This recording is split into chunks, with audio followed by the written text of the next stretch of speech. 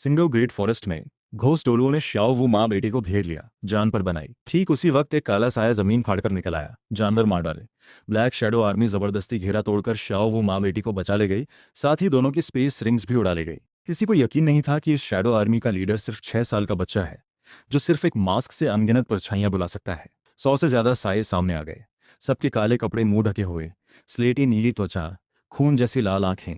न ये soul animal थे, न इंसान जैसे। बीबी डॉन की भौहें सिकुड़ गईं। उसे साफ महसूस हो रहा था कि इन जीवों में सोल फोर्स की कोई हलचल नहीं है। ताकत का अंदाजा लगाना मुश्किल था। न सिर्फ उसने पहले कभी नहीं देखा, बल्कि 5 सोल पैलेस की किताबों में भी इसका कोई जिक्र नहीं मिलता था। वो बदबू का पीछा करते हुए धीरे धीरे घोस्ट डोलो के पास पहुंचता है, चेहरे पर अजीब भाव लिए। बूढ़े घोस्ट, ये बदबू तो तुम्हारे बदन से आ रही लगती है। घोस्ट डोलो चौंक जाता है, फिर तुरंत समझ जाता है। रास्ते भर उसे भी कुछ अजीब सी बदबू महसूस हो रही थी। रुकने के बाद बदबू और तेज हो गई। वो झुककर अपने कपड़े और जूते चेक करता है, कुछ भी अजीब नहीं मिलता। हैरान होकर मुड़ता है। बूढ़े घोस्ट, तुम्हारी पीठ पर जू डोलुओ अचानक एक कदम पीछे उछल जाती है, चेहरे पर पूरी दहशत। पीठ? मेरी पीठ को क्या हुआ? घायल हुआ हूं क्या? जू गुआंग, साफ साफ बताओ ना। घोस्ट डोलुओ का चेहरा सिकुड़ जाता है, मन डूब जाता है। सोचता है कहीं इन राक्षसों ने चुपके से जहर तो नहीं दिया, कहीं मैं मरने वाला तो नहीं। बेहिया, बोलो भी सही से। वो तो लगता है गोबर जैसा है। जू डोलो नाक दबाकर कांपती आवाज में कहती है। घोस्ट डोलो की पीठ। जू जुयुन जू जोचिन के हाथ में सुनहरी खुशबूदार मछली देखती रहती है। उसका बाहर से कुरकुरा, अंदर से मुलायम स्वाद याद करते हुए बार बार निगलती है। आखिरकार होंठ चाटकर मुंह खोल ही लेती है। चेहरा हल्का लाल पड़ जाता है। वो, गुरुजी आप और शिष्य बनाते हैं क्या? मैं जू जुयन हूँ, जूचिन की बड़ी बहन। मैं हमेशा से किसी बड़े इंसान का शिष्य बनना चाहती थी। क्या आप मुझे भी अपना शिष्य बना सकते हैं? तुम्हारा टैलेंट अच्छा तो है, पर मेरी शिष्य बनाने की शर्तों तक नहीं पहुंचता। सिस्टम से कोई इशारा न मिलने पर तुम सीधे मना कर देते हो। झू झुयुन वहीं जड़ खड़ी हो जाती है, चेहरे पर पूरी निराशा। उसे यकीन नहीं होता उसका टैलेंट अपनी बहन से भी कमजोर निकला। सामने वाले ने खुद आगे बढ़कर बहन को शिष्य बनाया। वो खुद आगे बढ़कर प्रणाम करने पर भी नकार दी। उल्टा शर्मिंदगी हाथ लगी। तुम झू झुयुन के काटे हुए मछली टुकड़े की तरफ देखते हो, इसे खुद खाने का मन नहीं करता। फिर देखते हो झू झूछिन की उम्मीद भरी नजरों की तरफ, आगे बढ़ा देते हो। तुम झूछिन की बहन हो, ये तुम्हारे लिए है, खा लो। शुक्रिया। झू झुयुन तुरंत लेकर बेसब्री से खाने लगती है। खाते खाते बड़बड़ाती है। स्वादिष्ट, बहुत स्वादिष्ट। इतनी स्वादिष्ट मछली खाकर बहुत खुशकिस्मती। थोड़ी ही देर में बहनें अपनी अपनी मछलियां खत्म कर लेती हैं। श्याओ वू और आरो भी खा खत्म करती थीं। तुम सबका परिचय कराते हो। झूछिन, हमारे परिवार में शामिल हो गई हो तो गुरुजी का नाम याद रखो। मेरा नाम ली आंग है, आज यहाँ से गुजरते हुए तुम्हें शिष्य बनाया। तुम मेरे शिष्यों में दूसरे नंबर पर हो। श्याओ वू, इधर आओ। श्याओ वू उछलते हुए आती है। गुरुजी, यह है श्याओ वू, तुम्हारी बड़ी शिष्या बहन। बड़ी शिष्या बहन, छोटी शिष्या बहन दोनों एक दूसरे से मिलती हैं। तभी झू झूछिंग थोड़ी शर्मिंदगी से बोलती है। गुरुजी, मेरा पेट भरा नहीं, फिर से सिकी मछली खानी है। तुम अपने छोटे शिष्य की तरफ मुस्कुराते हुए सिर हिलाते हो। कोई बात नहीं। गुरुजी फिर से एक मछली पकड़ कर देते हैं। फिर श्याओ वू और आर ओ की तरफ देखते हो। तुम दोनों दोनों अपने हल्के फूले पेट थपथपाकर संतुष्टि से कहती हैं, मेरा पेट भर गया। मेरा भी ली आंग गुरुजी। जू जुयुन सुनती है कि सिर्फ एक और मछली पकड़ी जाएगी, चेहरे पर उलझन छा जाती है। मुंह खोलती है, फिर शर्मिंदगी से बंद कर लेती है। आखिरकार चुप रह जाती है। तुम सब भापकर हंसी दबाए रखते हो। तुम्हें मछली पकड़ने उठते देख झू झुयुन अचानक उठकर मिली जुली भाव से कहती है, ली यांग गुरुजी, मेरा भी पेट नहीं भरा। तुम खुद को हंसने से रोक नहीं पाते। फिक्र मत करो, तुम झूचिन की बहन हो, जाहिर है तुम्हारा हिस्सा भी होगा। झू झुयुन राहत की सांस लेकर लाल चेहरे से शर्मिंदगी से मुस्कुराती है। झील में मछलियां अच्छे साइज की थीं। तुम एक सांस में 4 पकड़ लेते हो। हर मछली 3 किलो से ज्यादा भारी। साफ करना, मसाला लगाना, ग्रिल पर चढ़ाना सब एक ही झटके में हो जाता है। जल्दी ही नई सिकी मछलियां तैयार हो जाती हैं। झू परिवार की दोनों बहनें एक एक पूरी मछली खत्म करने के बाद ही रुकती हैं। झू झूचिन बचे दोनों मछलियों को देखकर अपने फूले पेट को छूकर पूछती है, बड़ी बहन, तुम्हारा पेट भर गया? हाँ, भर गया। पक्का जवाब मिलते ही झू झूचिन उम्मीद भरी नजरों से तुम्हारी तरफ देखती है। गुरुजी, ये दोनों मछलियां मुझे मिल सकती हैं? बेशक, तुम मेरी शिष्या हो, पसंद है तो ले जाओ। झू झूचिन शुक्रिया अदा करती है। शुक्रिया गुरुजी। झू झूयुन बगल में मन ही मन सोचती है, जब से दाई बाई से सगाई की बात पता चली है, झू झूचिन हर रोज और चुप होती गई है। आज सबसे ज्यादा बोली है। उसे अचानक लगता है बहन को शिष्य बनवाना शायद सही फैसला था। जरूर अपनी बहन शिष्य के साथ रहना। बाद में मौका मिले तो नॉटिंग सिटी आकर मुझसे मिल सकती हो। मैं जितनी मदद हो सकेगी करूंगा। गुरुजी, आप इतनी जल्दी जा रहे हैं? मैंने तो अभी आपको शिनलो सिटी घुमाया भी नहीं। झू झूसिंग थोड़ी हैरान होती है। हाँ ली यांग गुरुजी, क्यों ना आप कुछ दिन रुक जाएं। झू झुयन भी साथ देती है। शहर घूमने की बात सुनते ही शाओ वू की आंखें चमकती हैं। तुम सिर हिलाकर मना करते हो। नहीं, मुझे जल्दी नॉटिंग सिटी वापस जाना है। वैसे भी हम गुरु शिष्य आगे भी बहुत बार मिलेंगे। झू झूचिंग थोड़ी देर चुप रह जाती है, फिर जैसे कोई फैसला कर लेती है, होंठ काटते हुए कहती है, गुरुजी, मैं भी आपके साथ नॉटिंग सिटी चलना चाहती हूँ। जू जुइन का चेहरा तुरंत गंभीर हो जाता है। सिर्फ शिष्य बनने के लिए भी शायद माता पिता राजी न हो। ऊपर से ये गुरु देखने में इतने कम उम्र के हैं। अगर माता पिता को पता चला, जूछिन, ये बात पापा माँ कभी नहीं मानेंगे। जू जुइन रोकने की कोशिश करती है। मुझे परवाह नहीं, मुझे गुरुजी के साथ ही जाना है। जू जुछिन पूरी तरह अड़ जाती है। नहीं हो सकता, पापा का गुस्सा तुम जानती हो। जूछिन, गुरुजी के साथ जाना कोई दिक्कत नहीं, पर पहले तुम्हारे माता पिता की सहमति लेनी होगी। तुम दोनों बहनों की बहस बीच में रोकते हो। जू जुछिन की आंखों में उम्मीद झलकती है। गुरुजी, आप और शिष्या बहन क्या मेरा एक दिन इंतजार कर सकते हैं? कल इसी वक्त तक अगर मैं परिवार को नहीं मना पाई तो आप लोग जा सकते हैं। एक दिन इंतजार करने में कोई दिक्कत नहीं। तुम सिर हिलाकर हामी भरते हो। शुक्रिया गुरुजी, तो आज दोपहर मैं आपको शहर घुमा देती हूँ। जू जूछिंग के होंठों पर मुस्कान आ जाती है। आंखों में सितारे चमकने लगते हैं। जूछिंग, तुम मुस्कुराई। आखिरकार मुस्कुराई। जू जुयुन हैरान होकर खुशी से चिल्लाती है, पर उसे अंदर ही अंदर पता है पापा इस बात को कभी नहीं मानेंगे। अच्छा तो चलो शहर चलते हैं। तुम सिर हिलाते हो। शाओ वू खुशी से चीख पड़ती है। बहुत बढ़िया, आखिरकार घूमने जाना है। बस मस्ती में मत खोना, पढ़ाई भी करनी है। आगे प्रैक्टिस के साथ साथ मैं तुम्हें पढ़ना भी सिखाऊंगा। मेहनत नहीं की तो खाने से रोक दूंगा। तुम्हें लगता है सोल मास्टर की प्रैक्टिस जरूरी है, पर पढ़ाई की बुनियाद भी कम अहम नहीं। श्याओ को कभी उम्मीद नहीं थी गुरुजी की सख्त तरफ भी होगी, फिर भी विनम्रता से कहती है, जी गुरुजी। आरो बेटी की समझदारी देखकर मन ही मन संतुष्ट होती है। गुरु की छत्र छाया में सच में फर्क दिखता है। सब मिलकर शिनलो सिटी में चल पड़ते हैं। रास्ते में तुम झू झूछिंग को हुक्म देते हो। तुम्हारी बड़ी शिष्या बहन साल भर घर पर प्रैक्टिस करती रही है। बाहर घूमने कम निकली है। शॉपिंग के वक्त उसे कुछ कपड़े और रोजमर्रा की चीजें दिलाना, साथ ही आम जिंदगी की बातें भी बताती जाना। जो भी सामने आए उसी की बताना। जी गुरुजी। झू झूचिंग शाओवू के पास जाकर चलते चलते बताने लगती है, बड़ी शिष्या बहन, आगे ये सड़क शिनलो सिटी की सबसे भीड़ भाड़ वाली सड़क है। यहाँ सामान बहुत मिलता है। गुरुजी तुम्हें पढ़ना सिखाएंगे तो कलम कागज काम आएंगे। चलो पहले वहीं जाते हैं। शिष्या बहन, यान क्या होता है? यान मतलब घिसने वाला यंत्र, स्याही घोलने के लिए इस्तेमाल होता है। शिनलो सिटी वाकई शिनलो साम्राज्य की राजधानी कहलाने लायक थी। शहर का दरवाजा भव्य, दीवार 100 मीटर ऊंची, मुख्य दरवाजे से 6 गाड़ियां, सड़क पर लोग लगातार आते जाते, माहौल बेहद रौनक भरा। जू झूचिंग एक हाथ में तुम्हारा और दूसरे में श्याओवू का हाथ पकड़कर सबको एक भीड़ भरी सड़क की तरफ ले जाती है। दोनों तरफ दुकानें, कतार में खाना, कपड़ा, रहन सहन, सफर, सब कुछ मिलता है। जू झूचिंग के समझाइश के बाद श्याओवू को आखिरकार गोल्ड सोल कॉइन का इस्तेमाल समझ आता है। उसे तुम्हारी दी हुई स्पेस रिंग न लेने का थोड़ा अफसोस होता है। अंदर तो पूरा 1 लाख गोल्ड सोल कॉइन था। अच्छा हुआ शॉपिंग करते वक्त उसे वो भी पसंद आता, तुम खरीद देते। सब मजे से घूम रहे थे, तभी एक नौकर जैसे कपड़े पहना लड़का बगल से गुजरता है। चुपके से मुड़कर कई बार देखता है, फिर तेजी से बगल की गली में मुड़ जाता है। 2 सड़कें पार करने के बाद सीधे राजमहल में कपड़ों की दुकान में घुस जाता है। शाओवू एक कपड़ा उठाकर जू, कुछ मक्खियां उसके इर्द गिर्द भिनभिना रही थीं। सिर्फ गोबर है। ये सुनकर घोस्ट डोलुओं को थोड़ी राहत मिलती है, पर अगले ही पल समझ आते ही दर्द भरी चीख निकालकर जंगल में भागता है। काफी देर बाद निराश होकर लौटता है, यहाँ तक कि पुकारने का अंदाज भी बदल जाता है। झू झुयुन को दोबारा मुस्कुराती बहन को देखकर मन ही मन खुशी और फिक्र दोनों महसूस होती है। वो दिल से चाहती है झू झूछिंग तुम्हारे साथ चली जाए, पर डरती भी है कि पापा पूरी तरह मना कर दें। बहन को निराश करना नहीं चाहती। दोनों की बातें सुनते सुनते तुम्हें थोड़ी बोरियत होती है। एट्रीब्यूट पैनल खोलकर देखने लगते हो। Host Li Yang, weapon soul, mask, soul force 12 level, soul ring, पहला सोल रिंग 10 लाख साल, टैलेंट परफेक्ट फैंटम, प्राकृतिक मेलजोल, क्षमता शैडो आर्मी टीयर 1 बुलाना, शैडो आर्मी टीयर 2 बुलाना, बुरी किस्मत का श्राप, डिवाइन कुकिंग। नई मिली बुरी किस्मत के श्राप में तुम्हें काफी दिलचस्पी होती है। पैनल बंद करते वक्त गलती से ऑटो डिस्प्ले मोड ऑन हो जाता है। ये क्षमता किसी भी अपने लिए हानिकारक इंसान को श्राप दे सकती है। 10 मिनट तक सामने वाले को लगातार बुरी किस्मत झेलनी पड़ती है। तुम एक चुटकी बजाते हो, थोड़ी देर इंतजार करते हो, पर कोई असर नजर नहीं आता। श्राप काम नहीं आया लगता है। फिर से ट्राई करने ही वाले थे कि शाओ वू की उत्साहित आवाज आती है, गुरुजी चलना है, चलिए आगे देखते हैं। पता नहीं कब सब लोग कपड़ों की दुकान से बाहर निकल चुके थे। तुम फिर सोचना छोड़कर तुरंत पीछे पीछे चल पड़ते हो। राजमहल, तीसरे शहजादे। बहुत बुरा हुआ। थोड़ी देर बाद एक शानदार कपड़े पहने लड़का बाहर निकलता है। उम्र 7-8 साल, सुनहरे लंबे बाल फैले हुए। सबसे खास बात उसकी गहरी नीली आंखें थोड़ी सी बुरी नीयत वाली दिखती थी। इतनी घबराहट में क्या हुआ? बदतमीजी? लड़के के चेहरे पर नाराजगी झलकती है। नौकर उसके कान में धीरे से कहता है, प्रभु, मैंने अभी अभी झू परिवार की चौथी बीबी जी को एक खूबसूरत लड़के के साथ हाथों में हाथ डाले घूमते देखा।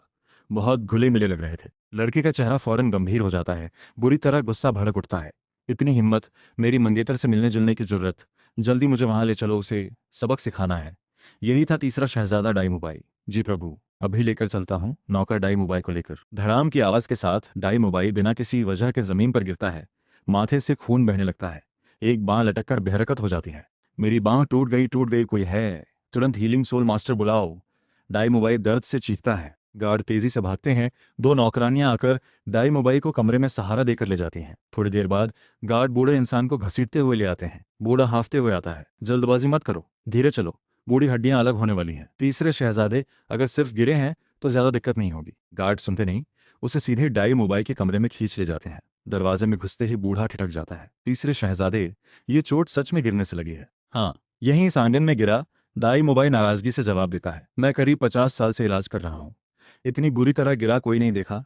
शहजादे तो पहले हैं। ये सुनते ही डाई मोबाइल का चेहरा और गंभीर हो जाता है। बूढ़ा वक्त नहीं गंवाता। हथेली में पीले सफेद रंग का फूल भरता है। पंखुड़ी जैसी रोशनी बिखर कर डाई मोबाइल के सिर और बांह पर गिरती है।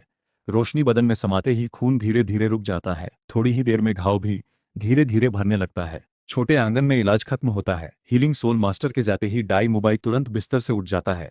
नौकर को हुक्म देता है, चलो, मुझे वहां ले चलो, मुझे दोगुना सबक सिखाना है। उस सड़क पर तुम रास्ते के किनारे खड़े होकर बुरी किस्मत का श्राप इस्तेमाल करते हो। काफी देर इंतजार करने के बाद भी आसपास कुछ नहीं होता। तुम्हें थोड़ी उत्सुकता होती है, फिर से चुटकी बजाते हो। शिनलो साम्राज्य के राजमहल में डाई मोबाई तेज रफ्तार से आंगन से निकलकर नौकर के साथ मुख्य दरवाजे की तरफ जाता है। हवा में अचानक दबाव जैसी आवाज आती है। वो ऊपर देखता है। हैरानी से सोचता है, अजीब बात है, राजमहल में कौवे कैसे आ गए? छपाक, एक झटके में एक कौवे का गोबर सीधे उसके चेहरे पर गिरता है। इन कौवों को नीचे गिराकर मार दो। डाई मोबाइल गुस्से से चिल्लाता है। बात तीसरे शहजादे, कौवे कहाँ हैं, कहाँ हैं? क्या तुम अंधे हो? आसमान में तो है। वो हाथ उठाकर आसमान की तरफ इशारा करते हुए अचानक रुक जाता है। कौवों का झुंड कब का गायब हो चुका था। ऐसा हो ही नहीं सकता, अभी अभी तो थे। डाई मोबाइल मन ही मन बड़बड़ाता है। इस हालत में झूझू सिंह से मिलना बिल्कुल भी सही नहीं होगा। उसे मजबूरी में नौकर के साथ वापस आंगन लौटना पड़ता है। नौकरानी को खुशबूदार गर्म पानी लाने का हुक्म देकर अच्छे से नहाकर साफ कपड़े बदलता है। खुशबू सूंघकर संतुष्टि से सिर हिलाता है।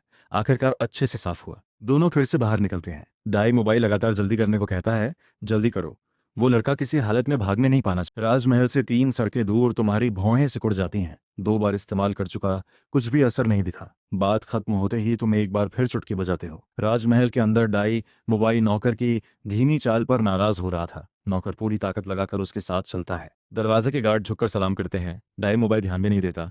नौकर को लेकर सीधे दरवाजे से बाहर निकल जाता है।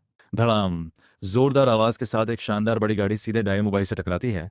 उसे उड़ाकर दूर फेंक देती है। घोड़े डरकर पूरी तरह बेकाबू हो जाते हैं। सीधे राजमहल के दरवाजे की तरफ भागते हैं। अचानक जोरदार धाक के साथ राजमहल का दरवाजा टूटकर गिर जाता है।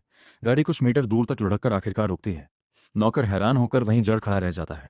टूट गई, फिर से टूट गई। डाई मोबाइल दर्द से रोता है। बांह भी टूट गई, टांग भी टूटी। जल्दी हीलिंग सोल मास्टर बुलाओ। नौकर तुरंत भाग कर आता है। गार्ड भी घेरा बना लेते हैं। किसने हिम्मत की इस शहजादे को घायल करने की? सबको पकड़ लो। डाई मोबाइल दर्द सहते हुए गुस्से से चीखता है। गार्ड का चेहरा नीला पड़ जाता है।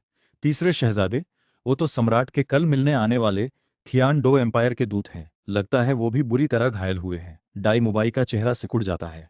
आंखों में घबराहट झलक उठती है। तुरंत हुक्म देता है, जल्दी मुझे वापस उठा ले चलो। रास्ते में गाड़ी के पास से गुजरते वक्त उसे सच में थियान डो एम्पायर का निशान और खून से लथपथ दूत नजर आता है। थोड़ी देर बाद नौकर हीलिंग सोल मास्टर को लेकर जल्दी से राजमहल वापस भागते हैं। अभी अभी बाहर से आया। फिर क्या हो गया? कहीं फिर गिर तो नहीं गए? बूढ़ा, पानी का सोर्स नहीं मिला। भले कपड़े बदल लिए हों, पर बदबू पूरी तरह गई नहीं। बुरी तरह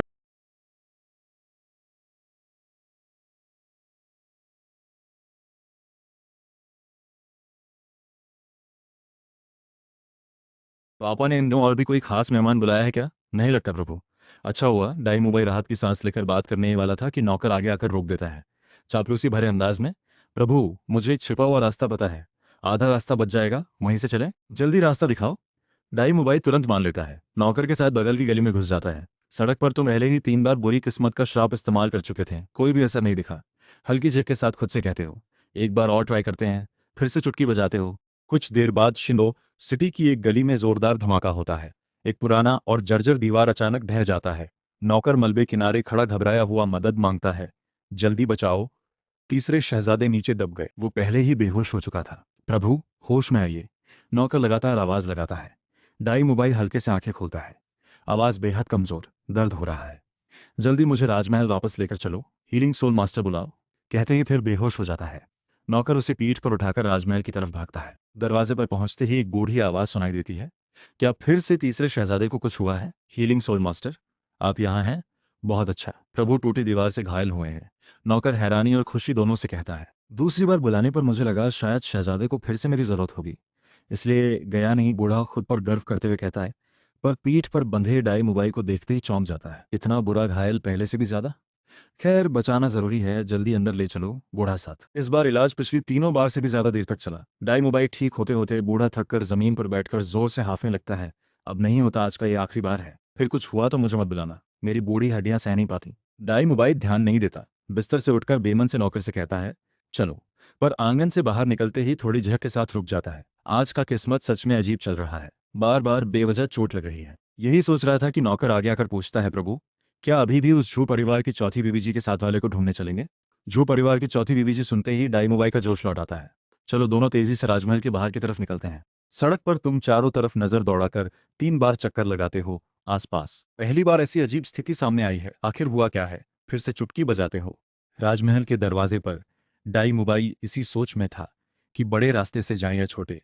तभी अनदेखे दरवाजे से एक गोबर की गाड़ी निकलती है। उसके मन में झटका लगता है। बचने के लिए कदम पीछे हटाता है, पर छपाक की आवाज के साथ गाड़ी अचानक फट पड़ती है। गंदगी बारिश जैसी उसके और नौकर के बदन पर बरस पड़ती है। तेज बदबू फैल जाती है। दोनों सांस तक नहीं ले पाते।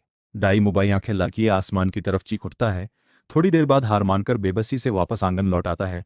नहा धोकर, कपड़े बदलकर, नौकर को भी नहलवाकर अपनी बदली हुई पोशाक में लाइब्रेरी में घुस जाता है। हाथ उठाकर बार बार सूंघता है, सोचता है। नौकर हैरान होकर आंखें फैलाता है। ऐसा कैसे मुमकिन है? मैं बाहर नहीं जा सकता, इसका मतलब तुम भी नहीं जा सकते। डाई मुबाई बाहर की तरफ चिल्लाता है, कोई है? आओ। एक गार्ड झुककर अंदर आता है। आंगन के सारे गार्ड इकट्ठा करो। गार्ड हुक्म मानकर चला जाता है। डाई मुबाई नौकर को हुक्म देता है, तुम उन्हें लेकर जाओ, उस लड़के को अच्छे से पीट पीट कर पकड़ लाओ, मैं उसका अच्छे से स्वागत करूंगा। नौकर बाहर आता है। गार्ड जमा हो चुके थे। वो तुरंत सीना तानकर गला साफ करके सबको समझाना शुरू करता है। आज एक लड़के ने हिम्मत की झू परिवार की चौथी बीबी जी के साथ घूमने की, उनका हाथ भी पकड़ा।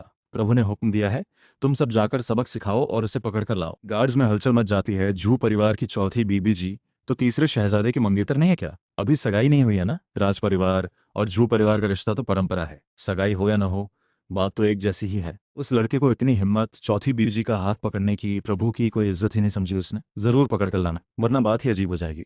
लाइब्रेरी में बैठा डाई मुबाई ये सब सुनकर कभी खुश होता है, कभी झुंझलाता, सिर में भारीपन महसूस करता है, जोर से चिल्लाता है, सब चुप हो जाओ, जल्दी जाओ यहाँ से। गार्ड तुरंत खामोश होकर जल्दी से आंगन से निकल जाते हैं। तेजी से राजमहल के दरवाजे की तरफ बढ़ते हैं। तुम मन में सोचते हो, मुझे यकीन नहीं आता, अभी तक बुरी किस्मत का कोई हास्यास्पद असर नहीं दिखा। तुम दायां हाथ उठाकर फिर से चुटकी बजाते हो। कुछ देर बाद राजमहल की लाइब्रेरी में डाई मुबाई को आंगन के बाहर उलझी हुई कदमों की आवाजें सुनाई देती है। मन में खुशी होती है। सोचता है शायद उस लड़के को पकड़ कर ले आए हैं। उठकर बाहर की तरफ बढ़ता है। चलते चलते घमंड से कहता है, इतनी हिम्मत मेरी मंगेतर को छूने की, देखता हूँ कैसे सजा देता हूँ। पर लाइब्रेरी का दरवाजा खोलते ही वो पूरी तरह जड़ हो जाता है। सामने नौकर और गार्ड, सबके चेहरे सूजे हुए, बदन घावों से भरा, पीछे कोई नजर नहीं आता। क्या हुआ? डाई मुबाई की भौहें कस जाती हैं। नौकर मुंह लटकाकर सिर झुकाकर कहता है, प्रभु वो नहीं मिला, नहीं पकड़ा जा सका। क्या? इतने सारे लोग जाकर एक लड़की को नहीं पकड़ सके?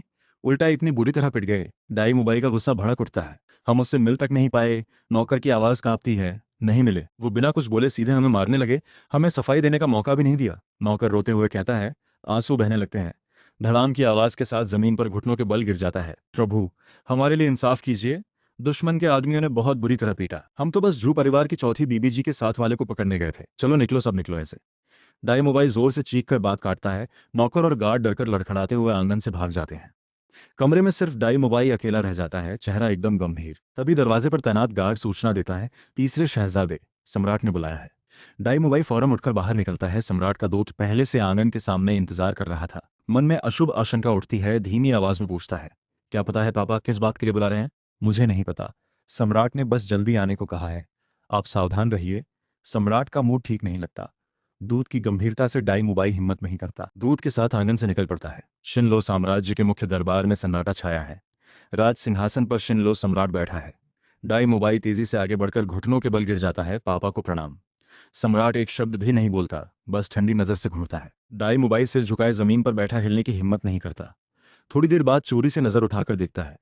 पिता के चेहरे पर पूरा गुस्सा भरा है। सम्राट ठंडी आवाज में सख्ती से पूछता है, तीसरे शहजादे डाइमुबाई, तुम्हें अपनी गलती पता है? डाइमुबाई सिर उठाते ही दरबार में गुस्से से घूरते थियान्डो एम्पायर के दूत को देखता है। दिल तुरंत डूब जाता है।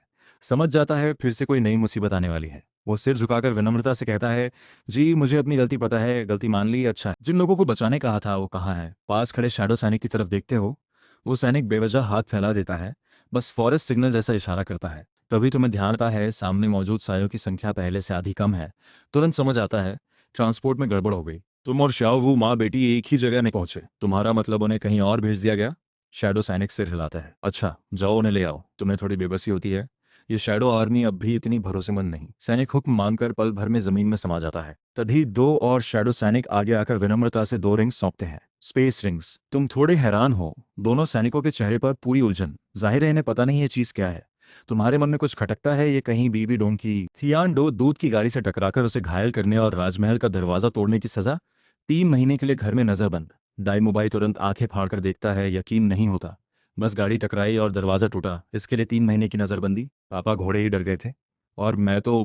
कहते कहते सम्राट की भौहें सिकुड़ती देख वो तुरंत बात बदल लेता है, मैं हुक्म मानता हूँ। सम्राट हल्के से सिर हिलाकर हाथ से इशारा करके उसे जाने देता है। डाइमुबाई तुरंत शुक्रिया अदा करके तेजी से आंगन वापस भागता है। जब से उसने झू झूछिंग के साथ घूमने वाले को सबक सिखाने की सोची थी, तब से एक के बाद एक बदकिस्मती लग रही थी। अब नजरबंदी भी हो गई। डाइमुबाई पूरे दिल से नाराज है। बगल के खंभे पर लात मारता है। वो अब उसे इतनी बुरी किस्मत नहीं झेलनी पड़ेगी। वो नौकर को बुलाकर हुक्म देता है, आगे से उस इंसान को सबक सिखाने की बात मत उठाना। बस झू परिवार की चौथी बीबी जी पर नजर रखो। कोई हलचल हो तो तुरंत बताना। नौकर पूरी तरह हैरान होकर यकीन नहीं कर पाता। प्रभु ऐसे ही छोड़ देंगे? चापलूसी से आगे बढ़कर कहता है, आप ऐसे कैसे माफ कर सकते हैं? उसने तो चौथी बीबी जी का हाथ पकड़ा था। चौथी बीबी जी आपकी मंगेतर हैं, ये कैसे बर्दाश्त होगा? आप नजरबंद हुए हैं तो कोई बात नहीं, मैं जाकर रॉयल नाइट्स ऑर्डर बुलाकर आपका बदला ले लूंगा। चुप रह। डाइमुबाई का चेहरा सिकुड़ जाता है। सतर्क होकर चारों तरफ देखता है, कुछ अजीब न देखकर गुस्से से गहरी आवाज में कहता है, फिर से बदले की बात की तो तुम्हें बाघ को खिला दूंगा। तुमने तो सिर्फ बचाने का हुक्म दिया था। तुम्हें उम्मीद नहीं थी कि इन लोगों ने साथ में एक अतिरिक्त फायदा भी उठा लिया।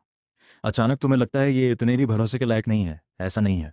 फेंग हू डोलू की स्पेस रिंग्स की कीमत हर एक का हिस्सा अलग होगा। अंदर कौन जाने कितनी अच्छी चीजें छिपी हों। तुम अपनी सोल फोर्स एक रिंग में डालते हो। चेहरे पर तुरंत हैरानी की खुशी छा जाती है। अंदर की जगह पूरे 50 क्यूबिक मीटर की है। तांग सान की 24 पुल चांदनी रात वाली रिंग से भी दोगुनी बड़ी। तुम उत्सुक होकर सोचते हो आखिर ये रिंग किसकी है। तुरंत अंदर की चीजें छान मारते हो, पर जैसे ही अंदर जांच शुरू करते हो तुम ठिठक जाते हो। अंदर सब कुछ इधर उधर बिखरा पड़ा है। बेहद बदइंतजामी में तुम बेतरतीब ढंग से एक कपड़ा निकालते हो। यह कुछ कुछ सेक्सी वुमन ड्रेस जैसा लगता है। तुम्हारा हाथ रुक जाता है। मन में तुम्हें अचानक इसमें दिलचस्पी होने लगती है। थोड़ी झिझक के साथ महिला कपड़े जमीन पर फेंक देते हो, फिर अंदर हाथ डालकर टटोलते हो। इस बार गुलाबी अंडरगारमेंट हाथ आता है। अच्छा है सिर्फ शैडो आर्मी आसपास है, कोई देख नहीं रहा। तुम मन ही मन राहत की सांस लेते हो, पर तभी सामने साया चमकता है। शैडो सैनिक श्याओ वो माँ बेटी को लेकर सामने ट्रांसपोर्ट कर लाता है। तुम्हारे चेहरे का भाव तुरंत जम जाता है। फौरन अंडरगारमेंट एक तरफ फेंक देते हो। अभी भी बच्चों जैसी आवाज में जल्दी से सफाई देते हो, ये मेरा नहीं है। श्याओ कुछ नहीं बोलती। उसका छोटा चेहरा तुरंत लाल हो जाता है। ऑकवर्डनेस कम करने के लिए तुम फौरन सिर झुकाकर फिर से रिंग टटोलना जारी रखते हो, पर फिर से कुछ महिलाओं के अंडरवेयर हाथ आते हैं। तुम हैरानी से सिर उठाते हो। ठीक माँ बेटी की और भी अजीब नजरों से आमना सामना आता है। तुम बस बेबसी से हंसकर कहते हो, सच में मेरा नहीं है। इस बार श्याओ वू की माँ का चेहरा भी लाल हो जाता है। तुम मन ही मन कोसते हो, अब तो बिल्कुल सफाई नहीं दी जा सकती। चलो जो है सब निकाल कर देखते हैं। तुम एक एक करके निकालने लगते हो। तरह तरह के महिला परिधान लगातार निकलते जाते हैं। सेक्सी, प्योर, मैच्योर, हर तरह के स्कर्ट, सफ़ेद प्लीट स्कर्ट, चांदनी वाला ड्रेस। जमीन पर ढेर लग जाता है। थोड़ी ही देर में सैकड़ों कपड़े जमीन पर बिखर जाते हैं। शाओ वू को देखते हुए फिर जूते निकलते हैं। 6 इंच से ज्यादा ऊंची महिला हील जमीन पर गिर जाती है। जूते से भी तेज बदबू आती है। असल में शाओ वू माँ बेटी शैडो सैनिकों के अंदाज से पहले ही समझ चुकी थी कि तुम ही उनके बचाने वाले हो। बस ये बचाने वाला थोड़ा अलग तरह के शौक रखता है। वो पूछ नहीं पाती, बस थोड़ी अजीब हालत में बगल में खड़ी रहती हैं। कुछ ही पल में तुम फिर से कई जूते निकालते हो, कढ़ाई वाले जूते, क्रिस्टल शूज, वर्क बूट, सब कुछ, सारे महिला हील्स। फिर एक पूरा ढेर गहने और मेकअप का सामान निकालते हो, तब जाकर हाथ रोकते हो। तुम्हें अंदर ही अंदर अजीब सा एहसास होता है, इतना अच्छा ड्रेस सेंस भी बी डोंग की स्टाइल जैसा तो बिल्कुल नहीं लगता। तुम उठाते हो। वो बेहद भड़कीला लाल रंग का गाउन था। सोने चांदी की कढ़ाई से भरा, सीने पर बच्चे की मुट्ठी जितना बड़ा सोने का सजावटी टुकड़ा लगा था। तुम्हें फौरन समझ आ जाता है ये रिंग बीबी डोम की नहीं, बल्कि जू डोलो युगुआन की है। किसे पता था इस बेहया आदमी ने रिंग में इतने सारे महिला कपड़े छिपा रखे थे। ये गाउन देखते ही शाओ वो माँ बेटी भी ठिठक जाती हैं। उन्हें पहचान आती है, ये तो अभी उन्हें मारने आए तीनों में से उस मेल सोल मास्टर के कपड़े हैं। माँ बेटी को तब समझ आता है वो गलत सोच रही थीं। साथ ही अंदर काफ़ी हैरान भी होती हैं।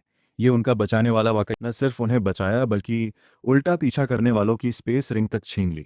इस पल दोनों की नज़रों में तुम्हारे लिए पूरी इज्जत झलक उठती है। तुम खुश होकर सीधे गाउन में लगा सोने का रत्न निकाल लेते हो, कपड़ा वैसे ही जमीन पर फेंक देते हो, रत्न और गहने वापस समेट लेते हो। रिंग में 50,000 गोल्ड सोल कॉइन भी थे, कुल मिलाकर काफ़ी अच्छी वैल्यू बन जाती है। तुम संतुष्ट होकर रिंग समेट लेते हो, जमीन पर पड़ी चीज़ों की तरफ इशारा करते हुए शैडो सैनिकों को हुक्म देते हो कि इन बेकार चीज़ों को फेंक दो, जितना दूर हो सके उतना दूर फेंको। इस पर सैनिक तेजी से आगे आकर विचित्र चीज़ों को उठाकर तुरंत गायब हो जाते हैं। पूरे 50 सैनिक लगे, तब जाकर जूट डोलुओं के महिला कपड़े, हील्स और मेकअप सामान पूरी तरह हटाया गया। नज़ारा देखने लायक। सामने वाला चाहे कितना भी हिम्मती हो, अपनी योजना बिगाड़ने की जुर्रत नहीं कर सकता। दोनों डोलुओ पूरी तरह सतर्क हो गए, साय पर टकटकी लगाए रखी। बीबी डोंग की नाराजगी भांपकर जू डोलुओ बिना देर किए तुरंत छी रोंग टोंग थियान जू उठाकर 8वीं सोल टेक्निक इस्तेमाल करता है। लिu गुआंग वान झांग। पूरे आसमान में सुनहरी चमक बिखरकर सुनहरे उल्कापिंड जैसी परछाइयों पर बरसने लगती है। बचना नामुमकिन।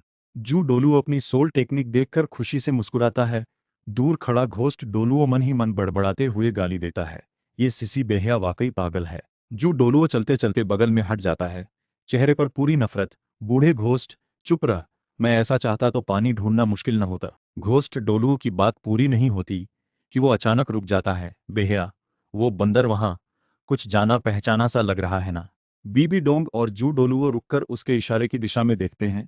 करीब 100 बंदर तरह तरह के इंसानी कपड़े पहने पेड़ों पर उछल कूद कर रहे थे, एक दूसरे को छेड़ते हुए बीच बीच में इंसानों की हरकतें नकल कर रहे थे।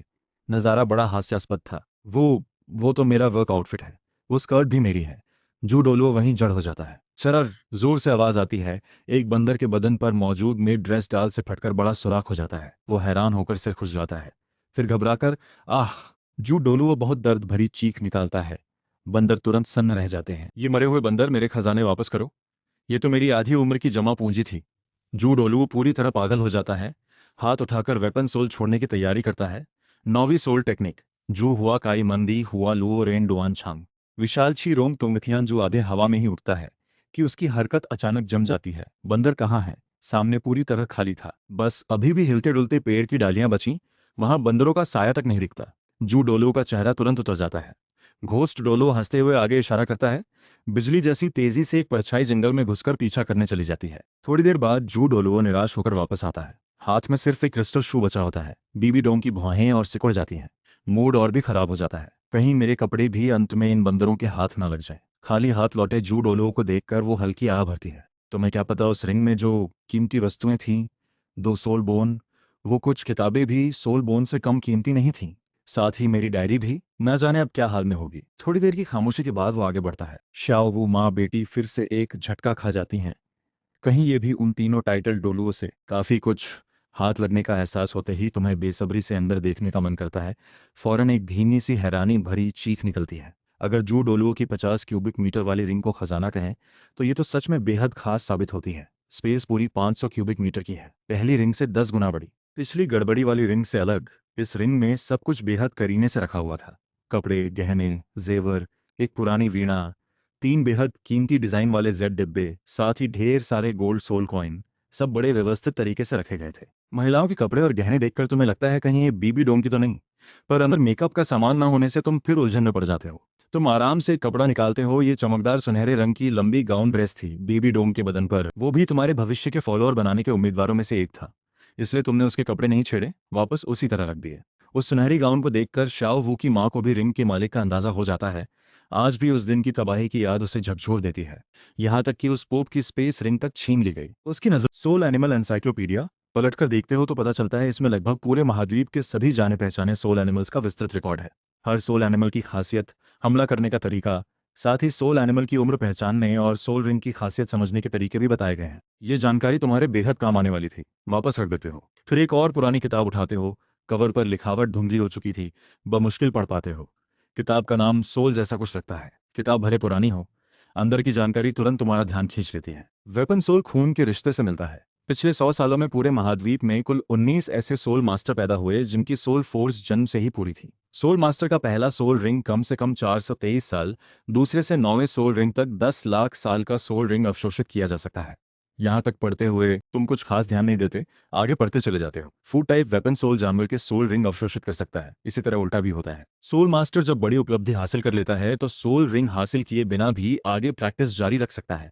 जब सोल एनिमल स्वेच्छा से सोल मास्टर का सोल रिंग बनना चाहे तो यहाँ तक पढ़ते ही एक पूरा पन्ना गायब मिलता है। क्या ये किताब अधूरी है? तुम्हें थोड़ी बेचैनी होती है, जल्दी से आखिरी पन्नों तक पहुंचते हो। वहां पन्ने का फटा हुआ कोना और अंडरगारमेंट मिलते हैं। तुम फटा हुआ कोना वापस जोड़ते हो।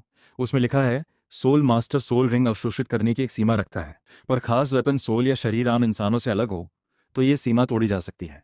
फिर बाकी पन्ना वापस रखते हो जिसमें लिखा था, सोल रिंग सेटअप भले असली ताकत को। पर सुनहरी रोशनी गिरने के उसी पल सारे साए अचानक गायब हो गए। सोल टेक्निक पूरी तरह खाली गई, सिर्फ नीचे उखड़ी हुई मिट्टी बची।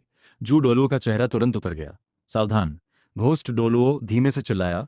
पीछे के पंख फैलाकर हवा में उड़ गया। ठीक उसी वक्त जू डोलुओ के पीछे से एक ठंडी तलवार की चमक अचानक उभरी। साया पता नहीं कब उसके पीछे पहुंच चुका था। जू डोलुओ जल्दबाजी में मुड़कर तलवार से बचा, पर और साये तेजी से आकर उसके हाथ पैर कसकर पकड़ लेते हैं। सिर के ऊपर एक लंबी तलवार लटक जाती है। ठंडे पसीने छूट जाते हैं। इतनी अजीबोगरीब लड़ाई की चाल उसने कभी नहीं देखी थी। फौरन सोल टेक्निक चलाकर साये और तलवार दोनों को अपनी डिफेंस पर टकरा देता है। जिन्हें बस कमजोर सोल मास्टर समझा जाता है, उनकी थ्योरी साफ अलग दिखती है। पर अगर मास्टर की थ्योरी सही होती तो वो इतने सालों से बिग सोल मास्टर की सीमा में क्यों फंसे होते? तुम मिलान करके देखते हो। मास्टर की सोल 10 मुख्य ताकत की थ्योरी में 6 पॉइंट इस किताब से पूरी तरह मैच करते हैं। 2 पॉइंट में अंतर है, और वो अंतर वाले 2 पॉइंट बिल्कुल उसी फटे कोने और खोए पन्ने वाली जानकारी से मेल खाते हैं। क्या मास्टर की थ्योरी सच में इस किताब से चुराई गई है?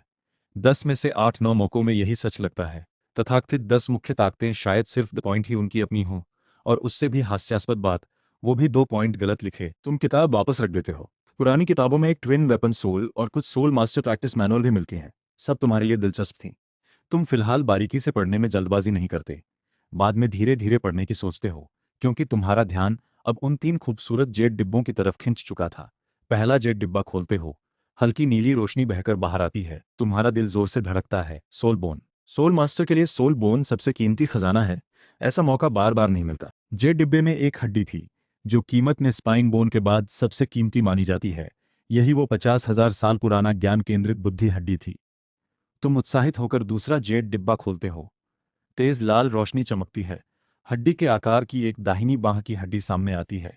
ये लाखों साल पुरानी विस्फोटक ज्वलन वाली दाहिनी बांह हड्डी थी। एक ही झटके में 2 सोल बोन मिल जाते हैं। तुम मन ही मन सोचते हो तीसरे जेड डिब्बे में शायद तेज गति से आगे बढ़ने वाली पवन गति वाली टॉम की हड्डी हो। दोनों हड्डियां समेटकर स्पेस रिंग में रख लेते हो। फिर तीसरा जेड डिब्बा खोलते हो। पवन गति बायां पैर वाली हड्डी अंदर नहीं मिलती। डिब्बे में बस एक खूबसूरत डायरी और 2 टोकन मिलते हैं। कवर पर साफ डायरी लिखा है। ये तो बीबी डोंग की डायरी निकली। तुम अपनी उत्सुकता दबाकर डायरी अलग रख देते हो। दूसरों की डायरी पढ़ना आखिर सही नहीं होता। तुम पहले उस पुराने से दिखने वाले वीणा को नहीं देखते। वो असल में तुम्हारी पिछली जिंदगी की जानी पहचानी गुझिन निकलती है। इसके बदले तुम गोल्ड सोल कॉइन गिनने लगते हो। गिनने के बाद रिंग में पूरे 1 लाख गोल्ड सोल कॉइन निकलते हैं। पहले वाले 50,000 जोड़कर अब तुम्हारे पास 1.5 लाख है। साथ ही 2 सोल बोन और वो सारा सामान, इन सब की कुल कीमत काफी बड़ी हो जाती है। तुम फिर बीबी डोम की डायरी उठाते हो, कलम लेकर उस पर एक लाइन लिखते हो। फिर डायरी और चिट पास खड़े तुम्हें अचानक ध्यान आता है कि पूरा हिसाब लेने वाला वो शख्स सिसी नहीं, कोई और है। शैडो सैनिक तुरंत गायब हो जाता है। तुम रिंग समेट लेते हो। मन बेहद प्रसन्न महसूस करता है। घने पेड़ों के बीच से आसमान की तरफ देखते हो। शाम ढलने वाली थी। इसी वक्त श्याओ वू माँ बेटी आगे बढ़कर सीधे जमीन पर घुटनों के बल बैठ जाती हैं। आह, दिव्य पुरुष जी, श्याओ वू आपका जान बचाने का एहसान मानती है। आरो, तुम्हारे मन में हलचल होती है। ओरिजिनल स्टोरी में कभी श्याओ वू की माँ का नाम नहीं आता था। अस्थि खरगोश के रूप को देखते हुए ये नाम काफी मेल खाता है। तुम आगे बढ़कर दोनों को उठाते हो। बस मामूली मदद थी, इतनी शिष्टाचार की जरूरत नहीं। हाँ, तुम्हारा घाव कैसा है? आपके सही वक्त पर मदद करने से अब कोई परेशानी नहीं। कुछ दिन आराम करने के बाद पूरी तरह ठीक हो जाएगा। आरोह की आवाज में पूरा शुक्रगुजारपन झलकता है। पास खड़ी श्याओ वू ये बातचीत सुनते हुए आंखों में पूरी इज्जत लिए देखती रहती है। माँ अक्सर कहती थी, इंसानों में अच्छे और बुरे दोनों होते हैं। अच्छे इंसान न्यायप्रिय और ईमानदार होते हैं। ताकतवर के सामने खड़े होकर कमजोर की मदद करते हैं। सामने खड़ा ये उद्धारक बिल्कुल वैसा ही अच्छा इंसान है जैसा उसने सोचा था। इस पर उसके मन में तुम्हारी छवि और भी बड़ी हो जाती है। तभी आरोह को तुम्हारी आवाज में हल्की सी बचपने की झलक महसूस होती है, बच्चे जैसी। वो ज्यादा सोचे बिना आगे बढ़कर गंभीरता से कहती है, बूंद भर एहसान भी झरने जैसा चुकाना चाहिए। दिव्य पुरुष जी ने हम माँ बेटी की जान बचाई, आरो इस एहसान को कभी नहीं भूलेगी। अगर हमारी कोई भी जरूरत हो जरूर बताइए, मैं हर हाल में मदद करूंगी। क्योंकि तुम्हें उन्हें फॉलोअर बनाने का सही मौका दिखता है, तुम बिना झिझक कहते हो। जब तुम मुझे कुछ लौटाना ही चाहती हो तो सच में एक काम में तुम्हारी मदद चाहिए। श्याओ का चेहरा तुरंत हैरान हो जाता है। आंखें बड़ी करके, माँ ने तो कहा था अच्छे लोग बदले की उम्मीद नहीं रखते, फिर ये दिव्य पुरुष जी इतने सीधे कैसे कह रहे हैं। वो हैरानी से माँ की तरफ मुड़कर देखती है, उसकी पूरी सोच बदल जाती है। आरो थोड़ी हैरान होकर मुस्कुरा देती है। उसे तुरंत लगता है ये दिव्य पुरुष जो मन में है वही मुंह पर कहते हैं। एक सच्चे स्वभाव वाले इंसान है। लहजे में अब भी दृढ़ता के साथ कहती है, दिव्य पुरुष जी कहिए, मैं जरूर पूरा करूंगी। मैं हमेशा से एक शिष्य ढूंढना चाहता था, तुम्हारी बेटी को मुझसे शिक्षा लेने दो, यही मेरा बदला मान लो। आरो पूरी तरह हैरान हो जाती है। ये तो बदला नहीं बल्कि एक बहुत बड़ा मौका देना है। तुम्हारी ताकत को देखते हुए शिष्य बनने की लाइन शायद स्टार झील से पूरे जंगल के बाहर तक लग सकती थी। आपको गुरु बनाना इतना ही? आप जो कहेंगे वो हिम्मत करके पूछती है, वरना और क्या चाहेंगे? तुम मुस्कुराते हो। आरो हैरान और खुश दोनों होकर अभी भी हैरान खड़ी। शाओ जल्दी शिष्य वाली विनम्रता निभाओ। उसकी नजरों में ये दिव्य पुरुष टाइटल डोलुओ से भी कहीं ज्यादा ताकतवर था। बेटी का इनका शिष्य बनना बहुत बड़ी बात थी। शाओ वो भले पूरी तरह न समझ पाई हो कि बदला अचानक गुरु बनना कैसे बन गया, पर उसके मन में खुशी छाई हुई थी। माँ की आवाज सुनते ही वो तुरंत होश में आती है। जोरदार तरीके से घुटनों के बल बैठकर कहती है, गुरुजी कृपया शिष्य की प्रणाम स्वीकार करें। बधाई हो होस्ट, आपने सफलतापूर्वक शाओ वू को शिष्य बनाया। बधाई हो होस्ट, आपने टैलेंट पावर परफेक्ट फैंटम पाई। बधाई हो होस्ट, आपने talent power divine cooking skill पाई। तीन सिस्टम अलर्ट तुम्हारे दिमाग में गूंजते हैं। तुम आगे बढ़कर प्रणाम करने ही वाली शाओ वू को रोक लेते हो। गुरु गुरु, क्या आपने अपनी बात बदल दी? क्या आपने मुझे शिष्य बनाने का वादा नहीं किया था? शाओ वू का चेहरा घबरा जाता है। आरो भी उलझन में देखती है। तुम हल्की मुस्कान से कहते हो, घबराओ मत, मैं इतनी ज्यादा औपचारिकताओं में यकीन नहीं रखता। तुमने पूरे दिल से गुरु बनने की इच्छा जताई, दिल से गुरु पुकारा, बस यही काफी है। अभी से तुम मेरी शिष्य हो। नहीं, ये कैसे हो सकता है? आप सिर्फ शाओ वू के गुरु नहीं, उसकी जान बचाने वाले भी हैं। शिष्टाचार बिल्कुल भी नहीं छोड़ा जा सकता। बात खत्म होते ही असंख्य साए गहराई से उछल पड़े। पीछे के काले लबादे अचानक खुलकर डायमंड जैसे रूप में बदल गए, सीधे हवा में मौजूद घोस्ट डोलो की तरफ बढ़े। स्पीड बेहद हैरान करने वाली थी। घोस्ट डोलो को झटका लगता है। उसे यकीन नहीं होता कि ये अजीब जीव उड़ भी सकते हैं। वो डरकर पंख फड़फड़ाकर तेजी से सरकता है, 10 मीटर से ज्यादा दूर हट जाता है। पीछे साए हाथ उठाकर तरह तरह के हथियार फेंकते हैं। वो घबराकर डिफेंस स्किल फैलाकर हथियार गिराता है, ठंडे पसीने में भीग जाता है। दूसरी तरफ बीबी डोंग पर भी हमला होता है। उस पर टूट पड़ने वाले सायों की संख्या दोनों सिल्वर टाइटल डोलो के मुकाबले भी ज्यादा थी। उसके बदन पर बैंगनी रोशनी तेजी से बढ़ती है। भयानक सोल फोर्स जोरदार धमाके से फूट पड़ती है। आरो अड़ी रहती है। गुरुजी, माँ सही कह रही है, शिष्टाचार पूरा होना चाहिए। शाओ वो भी सिर हिलाकर साथ देती है। पर माँ बेटी की जिद के आगे शाओ वू आखिरकार पूरी तरह गुरु प्रणाम करती है। हाँ, जब शाओ वू पहले से ही मेरी शिष्या है तो आरो तुम भी दिव्य पुरुष जी कहना छोड़ो, सीधे मेरा नाम पुकारा करो। शाओ वू, तुम भी याद रखो, गुरु जी का नाम ली यांग है। जी, ली यांग गुजी। दोनों के सिर हिलाते ही तुम अपने चेहरे से मास्क हटा देते हो, असली रूप सामने आता है। आप इतने कम उम्र के हैं? 5-6 साल जैसे दिखने वाले लड़के को देखकर आरो हैरानी से चिल्ला उठती है।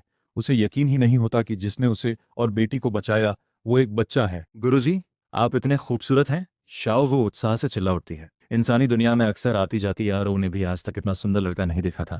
मन ही मन हैरान होकर सोचती है। 12 किंगडम के सबसे दक्षिण हिस्से में 3 शानदार गाड़ियां हाईवे पर सरपट भागती हैं। गाड़ी पर बना निशान शाम की रोशनी में चमक रहा था। गाड़ी के अंदर बीबी डोंग आंखें बंद किए बड़े शांत अंदाज में बैठी थी। अचानक एक काला साया उसके सामने चमकता है। आंखें खोलती है, देखती है। ये तो एक शैडो मॉन्स्टर था। होंठों पर हल्की सी नफरत भरी मुस्कान लाकर सोल फोर्स दौड़ाकर हाथ का राजदंड भारी वार करती है। पर साया जैसे पहले से इसका अंदाजा लगाए बैठा था, तुरंत बिना कोई निशान छोड़े गायब हो जाता है। बस पीछे डायरी और एक वो खुद से बड़बड़ाती है। चिट पर सिर्फ 7 शब्द लिखे थे, तुम्हारी डायरी वापस कर रहा हूँ। लिखावट में गहरी सुंदरता और बेबाकी थी, पूरे महाद्वीप में शायद सबसे बेहतरीन। वो चिट फेंकती नहीं बल्कि सावधानी से संभाल लेती है। वो डायरी उठाकर तुरंत पहचान लेती है, ये सच में उसकी अपनी डायरी है। बीबी डोंग की भौहें हल्की से सिकुड़ती हैं, हाथ बढ़ाकर हल्के से कवर सहलाती है। फिर उसकी आंखों में हल्की सी हैरानी उभरती है। मेरी सोल फोर्स सील अभी भी बनी हुई है, यानी शुरू से आखिर तक किसी ने ये डायरी खोली ही नहीं। उसकी सिकुड़ी हुई भौहें धीरे धीरे शांत हो जाती हैं। सामने वाला डायरी वापस लौटा तो सकता था, पर उसे झांका तक नहीं। ये तो एक सज्जन जैसा व्यवहार है। इतनी अच्छी लिखावट से लगता है वो कोई पढ़ा लिखा विद्वान इंसान है। इस ताकत को प्राथमिकता देने वाली दुनिया में ऐसे शांत होकर पढ़ाई करने वाले लोग बेहद दुर्लभ होते हैं। और इस पर भी सामने वाला परछाइयों को भी कंट्रोल कर सकता है, यानी शायद वो एक सोल मास्टर भी है। पता नहीं उसका वेपन सोल क्या होगा। थोड़ी देर सोचकर बीबी डोंग के मन में गहरी उसकी दिलचस्पी बढ़ती जाती है। उसे बिल्कुल पता नहीं कि पिछली दुनिया में तुम स्कूल कैलीग्राफी क्लब के मेंबर थे। इस दुनिया में आने के बाद तुम्हारे पास तांग सान जैसे जुआन थियन गोंग या जीजीमो टोंग जैसी कोई खास विद्या तो नहीं थी, पर एक पूरा अंडर ग्रेजुएट लेवल का ज्ञान साथ लेकर आए थे। जब से कलम पकड़ना सीखा, शेंगहुन गांव के हर घर के चीनी नववर्ष के दोहे तुम्हें लिखते आए, बस तांग सान का घर छोड़कर। पिछले 2 साल में हमेशा तांग हाओ की जान से भी प्यारी चीज उसकी आंखों में सिवाय हाओ के और कुछ नहीं समाता था। सिंगडो ग्रेट फॉरेस्ट में डायरी वापस देकर लौटा शैडो सैनिक सारे सैनिकों को वापस बुलाकर एट्रीब्यूट पैनल खोलकर देखता है। Host Li Yang, weapon soul, mask soul force level 10। उसमें 2 टैलेंट पावर्स भी जुड़ गई हैं। दिल टूटने का साहस, अनोखा फैंटम। तुम्हारी आवाज सुनते ही श्याओ वू और आरो एक साथ दूर की तरफ देखते हैं। तुम्हें देखते हैं धीरे धीरे एक बड़े व्यास वाले पेड़ की तरफ बढ़ते हुए। दोनों की हैरान नजरों के सामने तुम्हारा शरीर ठहर जाता है, फिर सीधे तने के अंदर से गुजर जाता है। आरो मुंह खोलकर हैरान रह जाती है। गुरुजी, आपका शरीर पेड़ से भी गुजर सकता है। श्याओ वो उत्सुकता से भागकर पास आती है। तुम मुस्कुराते हुए सिर हिलाते हो, कुछ समझाते नहीं, बस झुककर एक फुट भर लंबी टहनी उठाकर बाएं हाथ की हथेली पर छोड़ देते हो। एक अजीब सा नजारा सामने आता है। टहनी हथेली को छूते ही बिना किसी रोक टोक के हथेली में से गुजरकर जमीन पर गिर जाती है। गुरुजी, आपका हाथ। श्याओ वो हैरानी से चीख पड़ती है। तुम हल्की मुस्कान देकर कहते हो, ऐसा नहीं है कि मेरा शरीर पेड़ से गुजरा, बल्कि पेड़ ही मेरे शरीर से गुजरा। शरीर पेड़ से गुजरे, पेड़ शरीर से गुजरे, बहुत मुश्किल है समझना। ये गुरुजी की टैलेंट पावर है, नाम है परफेक्ट फैंटम। इसे इस्तेमाल करने के बाद तुम्हें देखने में वैसा ही लगूंगा जैसा हमेशा, पर असल में मैं दूसरे स्पेस लेयर में होता हूँ। कोई भी हमला मुझे नुकसान नहीं पहुंचा सकता। तुम समझाते हो, बस समस्या ये है कि ये थोड़ी देर के लिए काम करती है, एक बार में ज्यादा से ज्यादा 3 दिन ही रहती है। ये कहते हुए तुम्हारे चेहरे पर थोड़ी नाराजगी भी थी। 3 दिन को भी छोटा कहते हो। आरोह के मन में झटका लगता है। उसकी अपनी अजय शक्ति सिर्फ 3 सेकंड ही टिकती थी।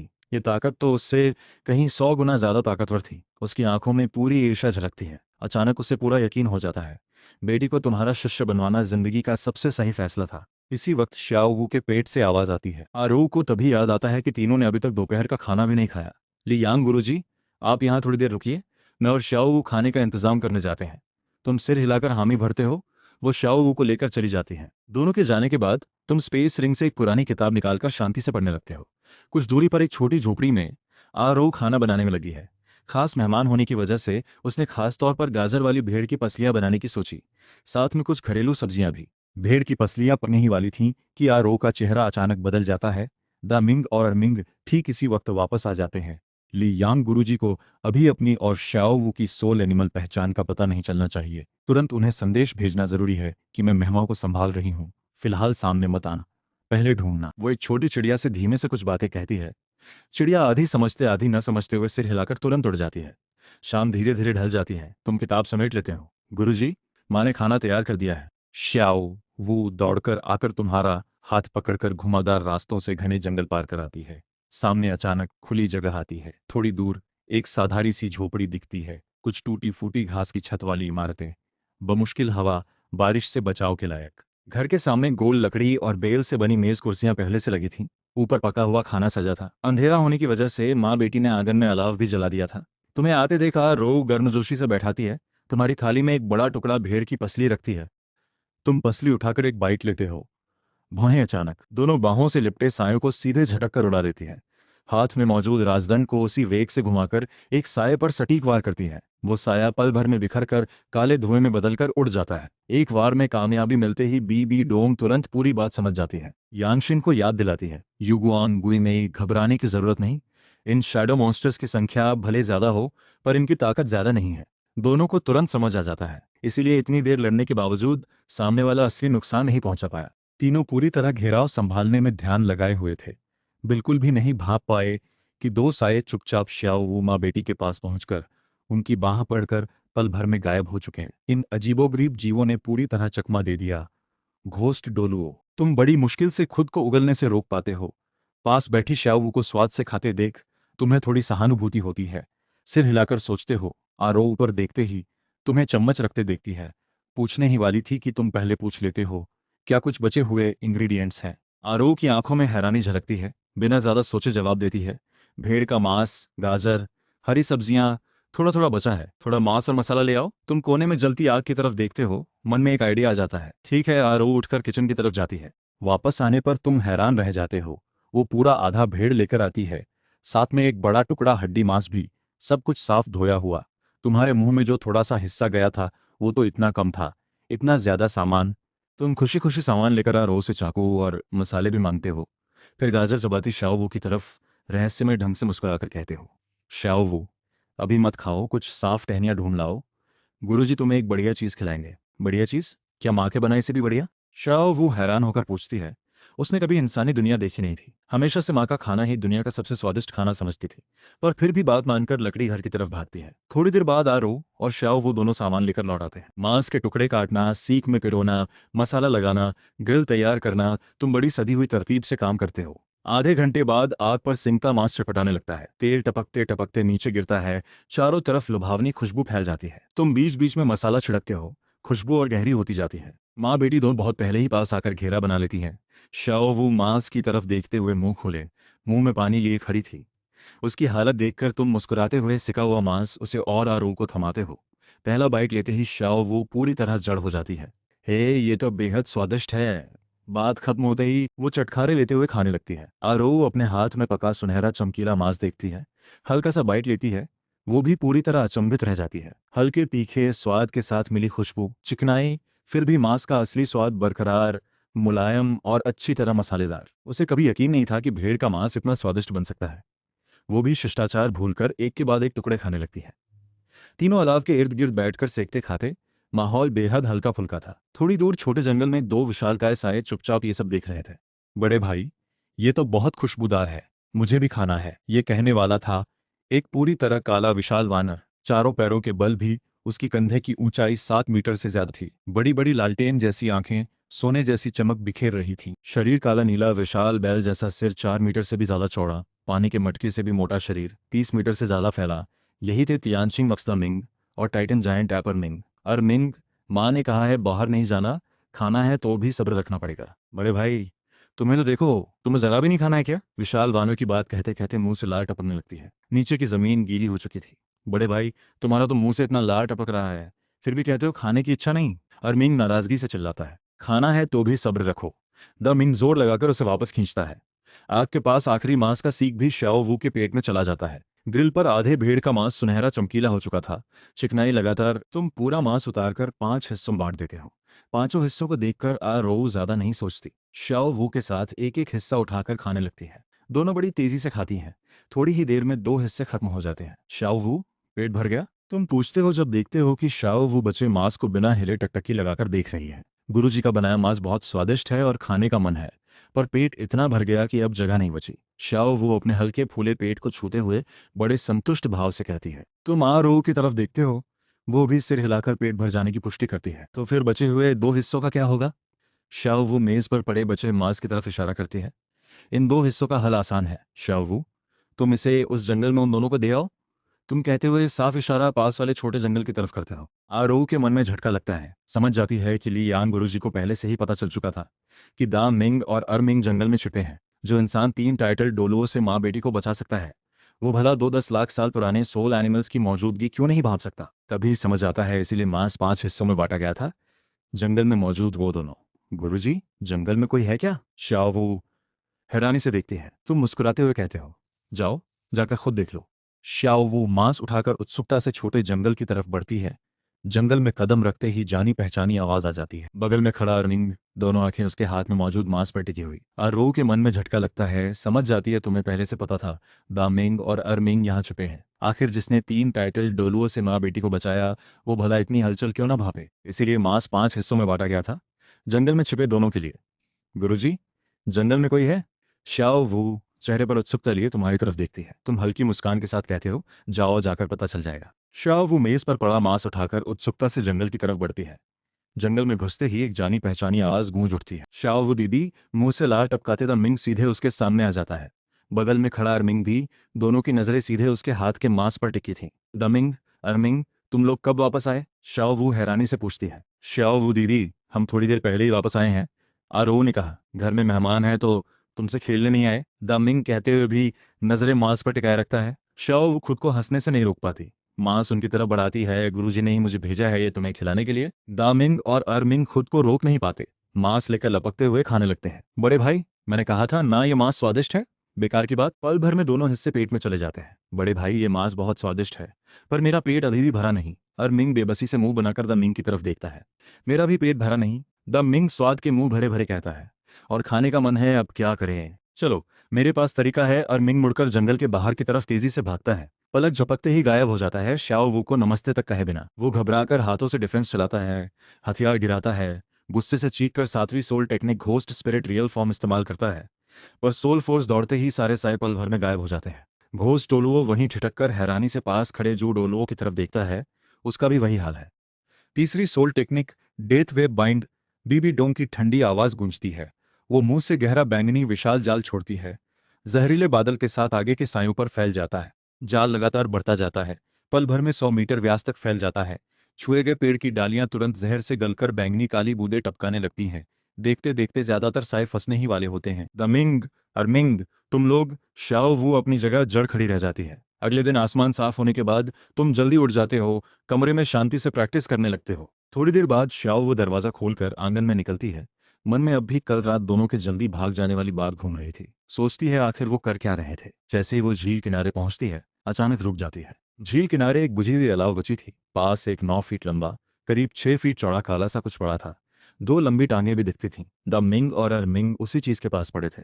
दोनों के पास 3 फीट लंबी काली लाठी भी थी। दोनों तरफ से खर्राटे गूंज रहे थे। जरूर कोई राज है।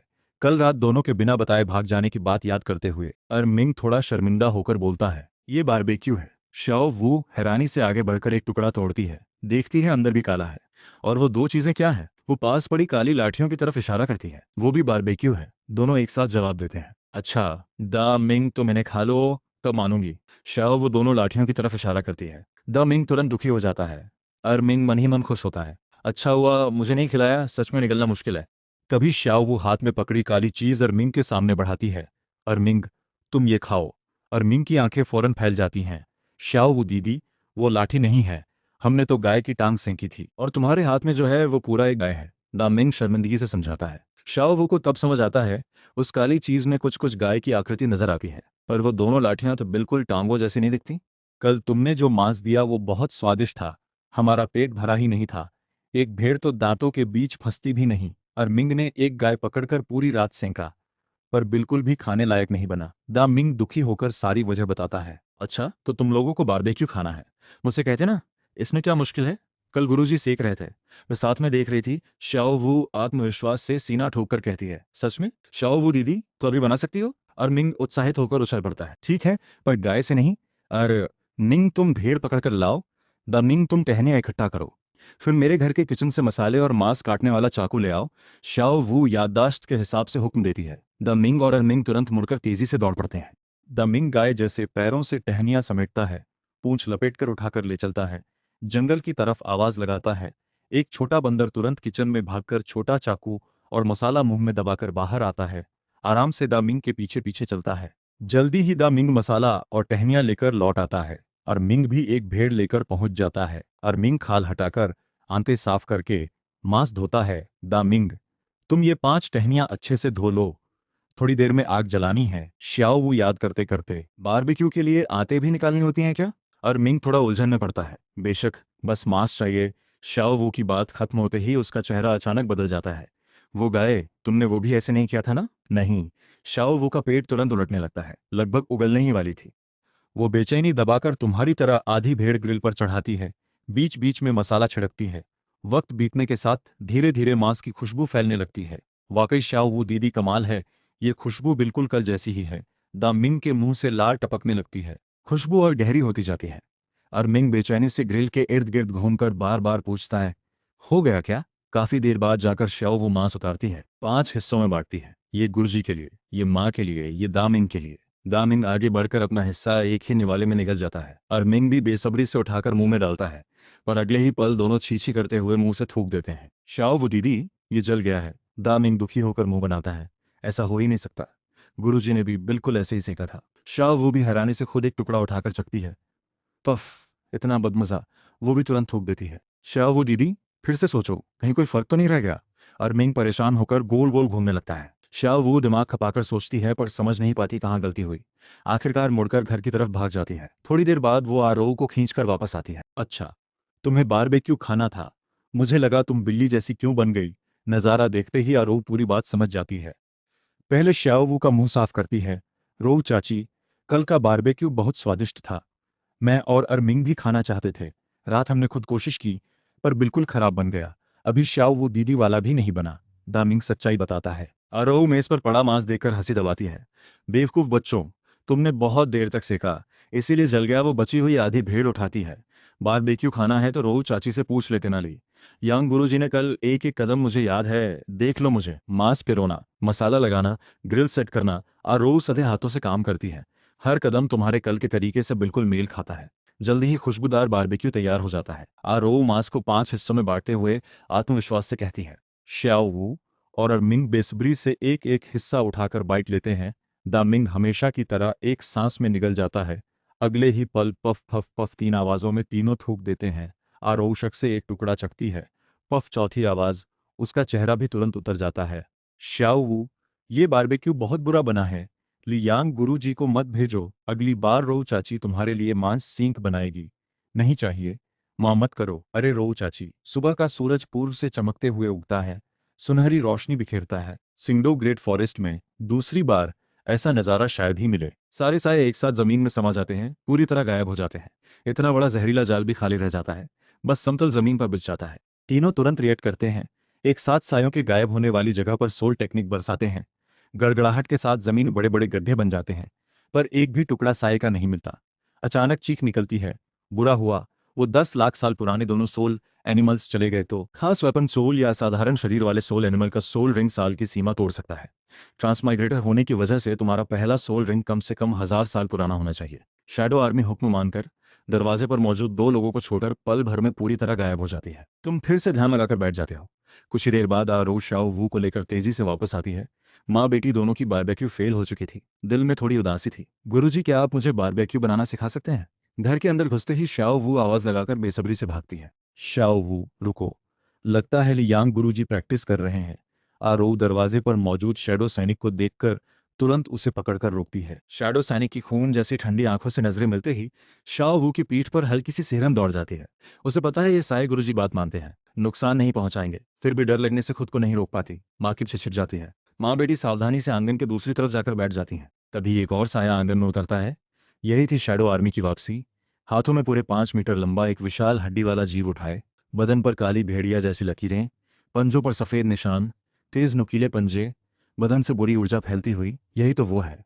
श्याओ वू हैरानी से चीख उठती है। ये तो सिंगडो ग्रेट फॉरेस्ट का बदनाम गोल्डन कोंग डेमन टाइगर था। स्वभाव से बेहद खतरनाक, कमजोर सोल एनिमल्स को मारना उसकी आदत थी।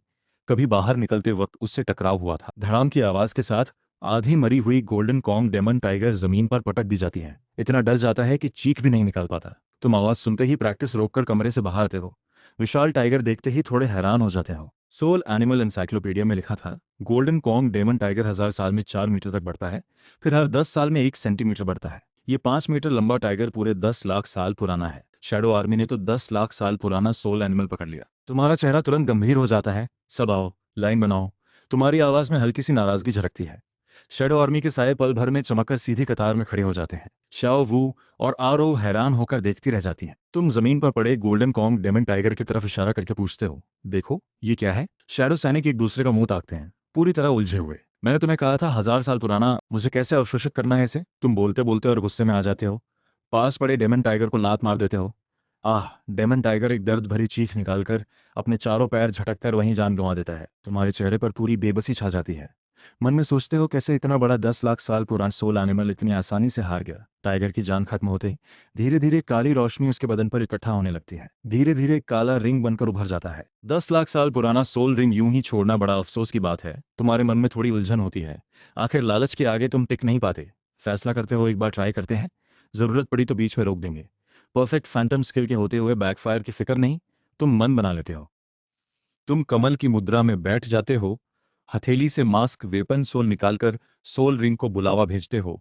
काला रिंग जल्दी तुम्हारे सिर के ऊपर उभरने लगता है। चारों तरफ भारी दबाव फैल जाता है। पूरे बदन की हड्डियां चटकने लगती हैं। तुम पहले से बड़े दर्द को सहने की तैयारी में थे, पर रिंग गिरते ही अंदर जो चीज बहती है वो एक बेहद गुनगुनी गर्माहट थी। बिल्कुल वेपन सोल जागने जैसा, पूरे बदन के अंग अंग को नए सिरे से ढालती हुई, जो एहसास शब्दों से बयान नहीं हो पाता। राहत भरी, रिंग की रोशनी धीरे धीरे मध्यम होती जाती है। आखिरी काली रोशनी बदन में समाते ही एक काला सोल रिंग तुम्हारे इर्द गिर्द उभरता है। जैसी भयानक दर्द की उम्मीद थी वैसा कुछ भी नहीं हुआ। मास्क वेपन सोल पर एक काला निशान अतिरिक्त उभरता है, एक चमक के साथ गायब हो जाता है। तुम आंखें खोलते हो, अपना सोल रिंग समेटते हो, देखते हो सोल फोर्स सीधे 2 लेवल बढ़कर 12 लेवल तक पहुंच चुका है। तुम खुशी छिपा नहीं पाते, उठ खड़े होते हो। तभी श्याओ वू उत्साहित होकर दौड़ती हुई आती है। गुरुजी, आप कामयाब हो गए। शुक्रिया, आपने श्याओ वू का बदला ले लिया। वो जमीन पर पड़ी बदशक लाश की तरफ इशारा करती है। तुम्हें थोड़ी हैरानी होती है। श्याओ वू से पूरी बात सुनने के बाद तब समझ आता है ये डेमन टाइगर ही उसका दुश्मन था। भले शिष्य का दुश्मन हो, इस सोल रिंग के बिना भी तुम उसे छोड़ने वाले नहीं थे। गुरुजी, आपको नया सोल स्किल क्या मिला? माँ ने कहा है हर सोल रिंग से नई सोल स्किल अनलॉक होती है। तुम्हारी माँ सही कहती है, गुरुजी को सच में एक नई ताकत मिली है। बात खत्म होते ही आंगन के बाहर जमीन से कई साए निकलकर पल भर में असली आकार ले लेते हैं। ये शैडो सैनिक बाकी शैडो आर्मी से अलग थे। कद काठी लंबी दुबली, दोनों हाथों में तेज धातु के पंजे, पैर कंधे जैसे नुकीले, वही खून जैसी लाल आंखें। पहला सोल रिंग अवशोषित करने के बाद तुम्हें शैडो आर्मी टियर 2 बुलाने की क्षमता अनलॉक हो चुकी थी। टियर 2 क्लोज कॉम्बैट में बेहद तगड़े थे। धातु के पंजे तेज, हरकत भी बेहद तेज। तुम्हें भी? गुरुजी, ये लोग बहुत डरावने हैं। श्याओ वू डरकर जबान दबाती है, रो के पीछे छिप जाती है। टियर 2 का रूप सच में टियर 1 से कहीं ज्यादा डरावना है, ताकत भी ज्यादा। तुम इस नई क्षमता से पूरी तरह संतुष्ट हो? पहले जो टियर 1 को लेकर नाराजगी थी वो भी दूर हो जाती है। डरो मत, ये सब गुरुजी के बुलाए हुए सैनिक हैं, तुम्हें नुकसान नहीं पहुंचाएंगे। तुम हाथ हिलाकर दोनों तरह के सायों को पीछे हटाते हो। तुम रो और श्याओ वू को पास बुलाते हो। श्याओ वू, गुरुजी का काम पूरा हो गया, अब मुझे वापस लौटना है। तुम जू डोलुओ से मिली स्पेस रिंग निकालकर 1 लाख गोल्ड सोल कॉइन रखकर, ये गोल्ड सोल कॉइन शिष्य गुरु बनने का उपहार है। ये स्पेस रिंग भी तुम्हारी। गुरुजी, गोल्ड सोल कॉइन का मैं क्या करूंगी? मुझे नहीं चाहिए। श्याओ वू मुंह फुलाती है। कुछ देर चुप रहकर श्याओ वू अचानक पूछती है, गुरुजी, आगे क्या मैं आपके साथ प्रैक्टिस कर सकती हूँ? तुम मेरी शिष्या हो, बेशक कर सकती हो। तुम सिर हिलाकर हामी भरते हो। मेरा मतलब है आपके पास रहकर प्रैक्टिस करना। उसकी आंखों में पूरी उम्मीद झलकती है। हो सकता है, पर इसके लिए तुम्हारी माँ की सहमति चाहिए। तुम सीधे फैसला नहीं करते, फैसला लेने का हक आरो को सौंप देते हो। आरो के चेहरे पर वो हमेशा से बेटी को इंसानों जैसे तौर तरीके सिखाती आई थी, यहाँ तक कि खास तौर पर यह छोटा घर बनाया ताकि इंसानी जिंदगी जैसा माहौल मिले। पर श्याओ वू को अभी सोल दीवार जैसी चीजों का भी पता नहीं। साफ पता चलता है जंगल की जिंदगी में इंसानी दुनिया की गर्माहट की कमी बहुत है, और सोल एनिमल इंसानों की दुनिया में जाए और पहचान उजागर हो जाए तो जान का खतरा हो सकता है। पहले वो हिम्मत नहीं करती थी, अब तुम्हारी निगरानी में सुरक्षा भी पक्की थी, पर फिर भी वो इतनी जल्दी बेटी को अपने से दूर करने का दिल से मन नहीं बना पाती। 2 और साल इंतजार करने की इच्छा रखती है। इसी सोच के साथ वो गंभीरता से कहती है, श्याओ वू, माँ चाहती है तुम अभी 2 साल और मेरे पास रहो, फिर बाहर जाना। श्याओ वो निराश होकर सिर झुका लेती है। रो दिलासा देती है, जब मौका मिलेगा माँ तुम्हें ली यान गुरुजी से मिलवाने ले चलेगी। श्याओ वो उसकी बाह पकड़कर लाड़ जताती है। माँ, आप मान जाइए। घोष डोलू अचानक चिल्लाता है। बीबी डोंग को तभी होश आता है। सामने से श्याओ वो माँ बेटी की परछाई तक गायब हो चुकी थी। समझ आ जाता है, ये तो बाघ को पहाड़ से भगाने वाली चाल थी। यही तो इनका असली मकसद था। वो तुरंत पूरी ताकत से स्पिरिट पावर फैलाकर पूरा इलाका खंगालती है, पर कुछ नहीं मिलता। जू और घोस्ट दोनों डोलू बगल में सांस रोककर चुपचाप हुक्म का इंतजार करते हैं। थोड़ी देर बाद बीबी डोंग अपनी स्पिरिट पावर वापस समेटती है। लहजे में हल्की सी हार झलकती है। भाग तो अच्छे से गए युगुआन, गुइमेई, चलो 5 सोल पैलेस वापस चलते हैं। वो सबसे पहले जंगल से बाहर की तरफ चल पड़ती है। घोस्ट डोलुओ जल्दी से पीछे पीछे चलता है। कुछ कदम चलने के बाद देखता है जू डोलुओ वहीं ठिठका खड़ा है, हिला भी नहीं। दोनों पीछे मुड़कर देखते हैं। जू डोलुओ अपनी जगह हैरान खड़ा है, आंखें अपने ही हाथ पर टिकी हुई, बिल्कुल हिल नहीं रहा। मुझे सच में गुरुजी के साथ प्रैक्टिस करनी है। अरे, ये सुनने में बाहर घूमने के बहाने जैसा लगता है। रो प्यार से उसकी माथे पर हल्की सी टीप मारकर कहती है, नहीं ऐसी बात नहीं, जरूर गुरुजी के सिके मांस के लिए जिद है। नहीं, याद रखो, एक दिन का गुरु भी हमेशा के लिए पिता जैसा होता है।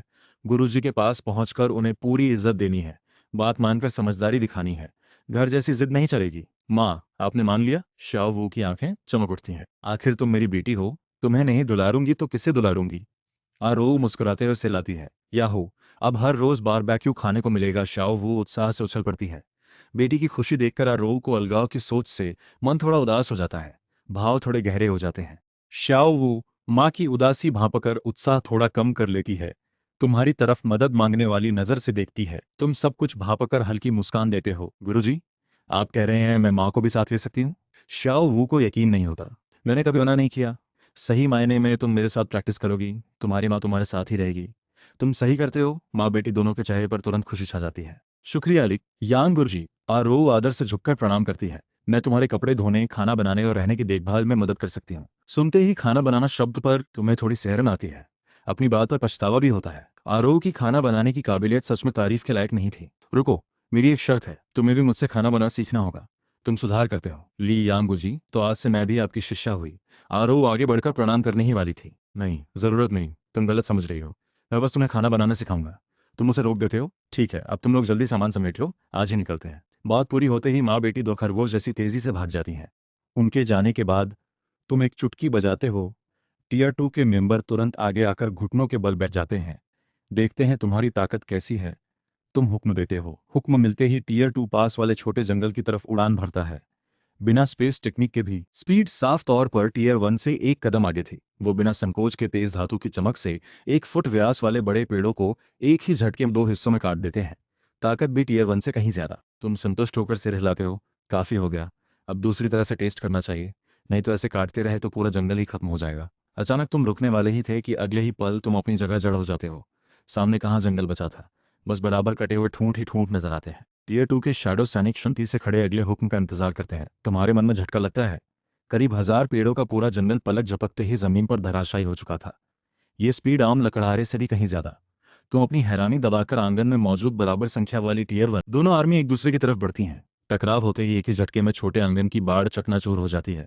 करीब 1/3 टीयर 1 सैनिक जमीन पर पटक दिए जाते हैं। टीयर 2 की ताकत साफ तौर पर बेहतर थी। टीयर 1 हार मानने को तैयार नहीं, उलटकर उछलते हैं, फिर से लाइन बनाकर फिर से भिड़ते हैं, पर फिर भी हार जाते हैं। बार बार गिरते उठते रहने के बाद तुम्हें टीयर 2 की ताकत का अच्छे से अंदाजा हो जाता है। हुक्म देते हो, सब रुक जाओ। दोनों तरफ तुरंत रुककर हुक्म का इंतजार करने लगते हैं।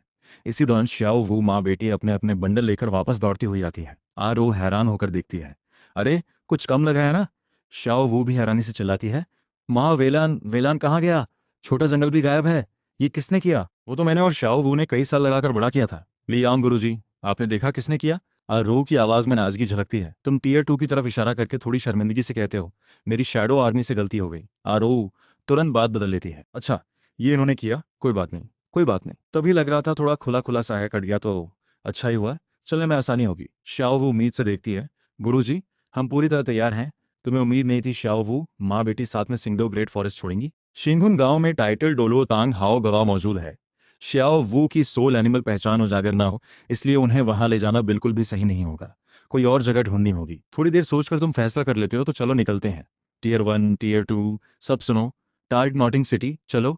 और यही पल तीनों पूरी शैडो आर्मी के साथ सिंगडो ग्रेट फॉरेस्ट की गहराई में गायब हो जाते हैं। थोड़ी देर बाद फिर से रोशनी नजर आती है। आंखें खोलते ही तीनों एक अनजान जगह पर उतरते हैं। सामने एक न बहुत बड़ी न बहुत छोटी झील है। पीछे जंगल दूर दूर तक फैले पहाड़ों से जुड़ा है। आगे 5 मील दूर एक ऊंचा शहर खड़ा है। दीवार पर झंडे लहरा रहे थे। नजारा शानदार था। झील किनारे 1 मील के फासले पर एक बड़ा रास्ता सीधे शहर के दरवाजे तक जाता है। रास्ते पर बीच बीच में लोग आ जा रहे थे। सब लोग एक बड़े पेड़ के नीचे छिपे थे। किसी का ध्यान नहीं खिंचा। तुम दूर की दीवार की तरफ इशारा करते हो। हम पहुंच गए। वो सामने वाला यकीनन नॉटिंग सिटी होगा। श्याओ वो खुशी से उछल पड़ती है। बहुत बढ़िया, अब घूमने जा सकते हैं। तभी घुर्र घुर्र श्याओ का पेट। वो शर्मिंदगी से तुम्हारी तरफ देखती है। गुरुजी, मुझे बहुत भूख लगी है। सुबह के नाश्ते से अब तक कुछ खाया ही नहीं। रो उसका सिर सहलाकर बंडल से 2 गाजर निकालती है। शाओ वू बेटा, यहाँ खाने को है। मुझे गाजर नहीं खानी, मुझे गुरुजी का सिका मांस खाना है। शाओ वू की आंखों में पूरी उम्मीद झलकती है। तुम मुस्कुराते हुए पास की झील की तरफ इशारा करते हो। मांस तो नहीं है, पर सिकी हुई मछली मिल सकती है। मछली मिलेगी? शाओ वू खुशी से चिल्ला उठती है। उसके मन में तो तुम्हारा बनाया कुछ भी हो, रो की काबिलियत से हमेशा बेहतर ही लगता है। तुम इर्द गिर्द बार बार पलक झपकाती शैडो आर्मी की तरफ देखकर हुक्म देते हो। तुम लोग आजाद घूमो, बस राहगीरों को डराना मत। टीयर 1 और टीयर 2 आवाज मिलते ही गायब हो जाते हैं। तीनों मिलकर काम बांट लेते हैं। मछली पकड़ना, लकड़ी इकट्ठा करना, आग जलाना। थोड़ी देर में ताजी मछली ग्रिल पर सज जाती है। ऊंचे दरवाजे से एक लंबी और एक छोटी परछाई बाहर आती है। बड़ी लड़की करीब 11-12 साल की, बाल पीछे बंधे, गोरी त्वचा, तराशा हुआ चेहरा, कद उम्र से कहीं ऊंचा। बगल में 4-5 साल की एक और लड़की चलती है। वो भी उतनी ही सुंदर, पर छोटा चेहरा ठंडा, कहीं कोई खुशी की झलक नहीं। दोनों के पीछे एक शानदार गाड़ी और आम लोगों की नौकरानियां दूर से। क्या हुआ, क्यों सन्ना खड़ी हो? घोस्ट डोलुओ भौहें से कोड़कर पूछता है। आह। जो डोलुओ बहुत दर्द भरी चीख निकालती है। चेहरा पीला पड़ जाता है, आवाज कांपने लगती है। मेरी स्पेस रिंग गायब है। जरूर उन साए जैसे राक्षसों ने चुराई है, बर्बाद हो गई। वो तो मेरे आधे संग्रह की पूरी आधी उम्र की कमाई थी। बीबी डोम की भौहें हल्की सी सिकुड़ जाती हैं। आंखों में हैरानी की छाया गुजरती है। उसकी बात सुनकर उसे भी अचानक कुछ गड़बड़ महसूस होता है। हाथ उठाकर अपनी उंगली देखती है, उंगली पूरी तरह खाली। उसकी भी स्पेस रिंग गायब है। भौहें हल्की सी सिकुड़ जाती हैं, आंखों के कोने बमुश्किल हिलते हैं। सही कहा, इन्होंने सिर्फ तुम्हारी नहीं, मेरी भी ले ली। जू डोलुओ हैरानी से बोल ही नहीं पाती। तभी बीबी डोंग अचानक भौहें सिकोड़कर नाराज लहजे में पूछती है, ये कैसी बदबू है घोस्ट? सिर झुकाकर पास खड़ी छोटी लड़की को मनाती हुई, झुचिंग नाराज मत हो, दीदी तुम्हें शहर के बाहर घुमाने चलती है, ठीक है? छोटी लड़की मुंह बनाकर, दीदी मुझे डाई मुबाई से शादी नहीं करनी। ये कहाँ से बात है? हम अपने बारे में खुद फैसला करेंगे। वैसे भी ये तो कई साल बाद की बात है। बाहर घूमने आए हो तो थोड़ा खुश रहो। छोटी लड़की मुश्किल से होठों पर मुस्कान लाती है, फिर से चेहरा ठंडा पड़ जाता है। बड़ी लड़की हल्की आह भरती है। जब से राज परिवार ने तीसरे शहजादे और बहन के रिश्ते की बात रखी है, झुझुछिंग की मुस्कान गायब हो चुकी है। यही थी झू झुयुन। इस वक्त उम्र में छोटी होते हुए भी वो अपनी छोटी बहन को बहुत प्यार करती है, बिल्कुल भी उस भविष्य वाली तीखी नोकझोंक जैसी नहीं। बातें करते करते दोनों शहर के दरवाजे से बाहर निकलती हैं। आगे 5 मील पर वही जगह है जो जुजुचिंग को सबसे पसंद है, पर उसके चेहरे पर जरा भी खुशी नहीं, उल्टा कुछ और उदासी दिखती है। जू जुयुन को साफ नजर आ रही थी। जू जुयुन को भी खुशबू महसूस होती है। खुशबू बेहद लुभावनी थी। जुजुचिंग को वैसे भी मछली सबसे पसंद है। इन दिनों तो उसका खाना पीना भी कम हो गया था। मुश्किल से किसी चीज में मन लगा है। वो हाथ उठाकर नौकर को बुलाकर बारबेक्यू की खुशबू का स्रोत ढूंढने भेजती है। नौकर तेजी से खुशबू का पीछा करता है। दोनों बहनें धीरे धीरे पीछे पीछे चलती हैं। 2 मील से कम दूरी तय करते ही नौकर वापस दौड़ता है। बड़ी बीबी जी, मिल गया, बिल्कुल आगे झील किनारे है। बात खत्म होते ही एक छोटी सी परछाई आगे की तरफ दौड़ पड़ती है। झूचिंग धीरे, झू झुयुन जल्दी से पीछे भागती है। झील किनारे तुम और शाओ वू अरो अपनी अपनी सिकी मछली लेकर मजे से खा रहे थे। आग पर टहनी में लगी ताजा मछली सुनहरी। झू झुयुन की आंखों में सब आ जाता है। वो भी खुशबू भाप लेती है। खुशबू बेहद लुभावनी थी। जुजुचिंग वैसे भी मछली की दीवानी है। कुछ दिनों से खाना पीना भी कम हो गया है। आज कोई चीज उसका ध्यान खींच पाई है, दुर्लभ बात। वो हाथ उठाकर नौकर बुलाकर मछली सीखने की खुशबू का सोर्स ढूंढने भेजती है। नौकर तेजी से पीछा करता है। दोनों बहनें धीरे धीरे पीछे चलती हैं। 2 मील तय करने के बाद नौकर वापस दौड़कर आता है। बड़ी बीबी जी, मिल गया, बिल्कुल आगे झील किनारे। बात खत्म होते ही छोटी परछाई आगे की तरफ दौड़ पड़ती है। झूचिंग धीरे, गिर मत जाना।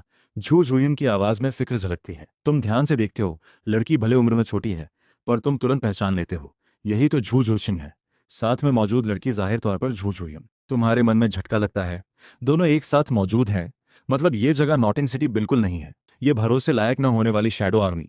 उन्हें टारगेट तो नॉटिंग सिटी दिया गया था, पर वो सबको सीधे शिनलो सिटी ले आए।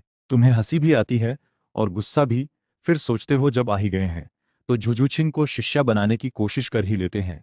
मन शांत हो जाता है। ग्रिल पर सिकी मछली देखते ही झू झुचिंग की आंखें चमक उठती हैं। झू झुयुन घमंड से पूछती है, बताओ ये सिकी मछली कैसे बेचोगे? शाओ वू और आरो को कुछ समझ नहीं आता। हैरान होकर तुम्हारी तरफ देखते हैं तो भौहें हल्की सी सिकोड़कर नजरअंदाज कर देते हो। शाओ वू और आरो की तरफ देखकर मछली खाने में लग जाते हो। अपनी मस्ती में खाते रहते हो। झू झुचिंग के चेहरे पर बेसब्री साफ नजर आती है। झूचिंग फिक्र मत करो, दीदी के पास तरीका है। झू झुयुन स्पेस रिंग से एक थैली गोल्ड सोल कॉइन निकालती है। 100 गोल्ड सोल कॉइन काफी हैं। तुम सिर तक नहीं उठाते, फिर से मछली का बाइट लेते हो। 200 जवाब नहीं मिलता। 500, 1000 गोल्ड सोल कॉइन। झू झुयुन की आवाज में बेचैनी झलकने लगती है। 5000, 10,000, तुम कीमत बताओ, हम कितने में भी खरीद लेंगे।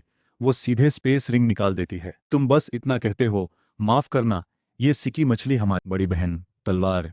ग्रिल पर बस आखिरी मछली बची थी। झू झुचिंग बेचैनी से चीख उठती है। झू झुयुन का गुस्सा भड़क उठता है। सीधे छीनने का मन करता है, पर झू परिवार की बड़ी बेटी होने की वजह से ऐसा नहीं कर सकती। तलवार वापस रखने के बाद तुम मछली उठाकर झू झुचिंग के सामने हिलाते हो। खानी है तो मुझे गुरु मानो। झू झुचिंग बिना सोचे कहती है, सच में? कोई भी शिष्य बने तो दे दो। वो पहले से कई दिनों से ठीक से खाना नहीं खा रही थी। अपनी पसंदीदा सिकी मछली के सामने बिल्कुल भी विरोध नहीं कर पाती। झूचिंग मत झुको। झू झुयुन जल्दी से आगे बढ़कर बहन के सामने खड़ी हो जाती है। ऐन वक्त पर शिष्य बनाने की बात बीच में रुक जाती है। तुम भौएं हल्की सिकोड़ते हो। झू झुयुन घमंडी अंदाज में कहती है, तुम्हें पता है हम कौन हैं? तुम्हें कैसे हिम्मत हुई मेरी बहन के गुरु बनने की? मुझे परवाह नहीं तुम कौन हो। सिकी मछली खानी है तो शिष्य बनना पड़ेगा, तुम सपाट लहजे में कहते हो। सुनो, हम राजधानी के झू परिवार से हैं। पीढ़ियों से राज परिवार में रिश्ते होते आए हैं। मेरी बहन जल्द ही तीसरे शहजादे से सगाई करने वाली है। ये शिष्य तुम बनाओगे? झू झुयुन घमंड से ऊंची नजर से देखती है। तुम हल्की मुस्कान देते हो। ये सब तुम्हें अच्छे से पता है। झू परिवार का नाम भी बहुत बड़ा है। माफ करना नहीं होगा। तभी तुम अचानक मछली जू जूइन की तरफ बढ़ाते हो। मुस्कुराते हुए कहते हो, क्यों नहीं तुम एक बाइट लेकर देखती। जू जूइन थोड़ा चौंकती है, तुरंत नाराजगी से कहती है, नहीं खानी। बात खत्म होते ही उसे खुद पर पछतावा हुआ है। खुशबू पहले से ही लुभावनी थी। सिकी मछली एकदम सामने, नाक तक चढ़ती तेज खुशबू। वो आखिरकार खुद को रोक नहीं पाती, मुंह खोलकर एक बाइट ले लेती है। बाइट लेते ही जू झुरियन पूरी तरह जड़ हो जाती है। तुरंत उसका रवैया बदल जाता है। झू झूसिंग को पीछे से खींचकर सामने ले आती है। झूचिन, जल्दी शिष्य बनो। झू झूचिन हैरान होकर बहन की तरफ देखती है। बस एक बाइट में बहन का रवैया एकदम बदल गया। उसे मछली को लेकर और ज्यादा उम्मीद हो जाती है। बिना झिझक झुककर प्रणाम कर देती है। गुरुजी, कृपया शिष्य का प्रणाम स्वीकार करें। बधाई हो होस्ट, आपने सफलतापूर्वक झू झूचिन को शिष्य बनाया। बधाई हो होस्ट, आपको टैलेंट पावर बुरी किस्मत का श्राप मिली। बधाई हो होस्ट, आपको टैलेंट पावर प्राकृतिक मेलजोल मिली। तुम मुस्कुराते हुए उसे उठाते हो। जूशिंग, इतनी शिष्टाचार की जरूरत नहीं, उठो। जू जूचिंग को सफलतापूर्वक शिष्य बनाकर तुम्हारा मन बेहद प्रसन्न होता है। ग्रिल पर बची आखिरी मछली उसे थमाते हो। लो, जल्दी खाओ। जू जूचिंग हल्के से सिर झुकाकर होठों पर हल्की मुस्कान लिए मछली लेकर बड़े मजे से खाने लगती है।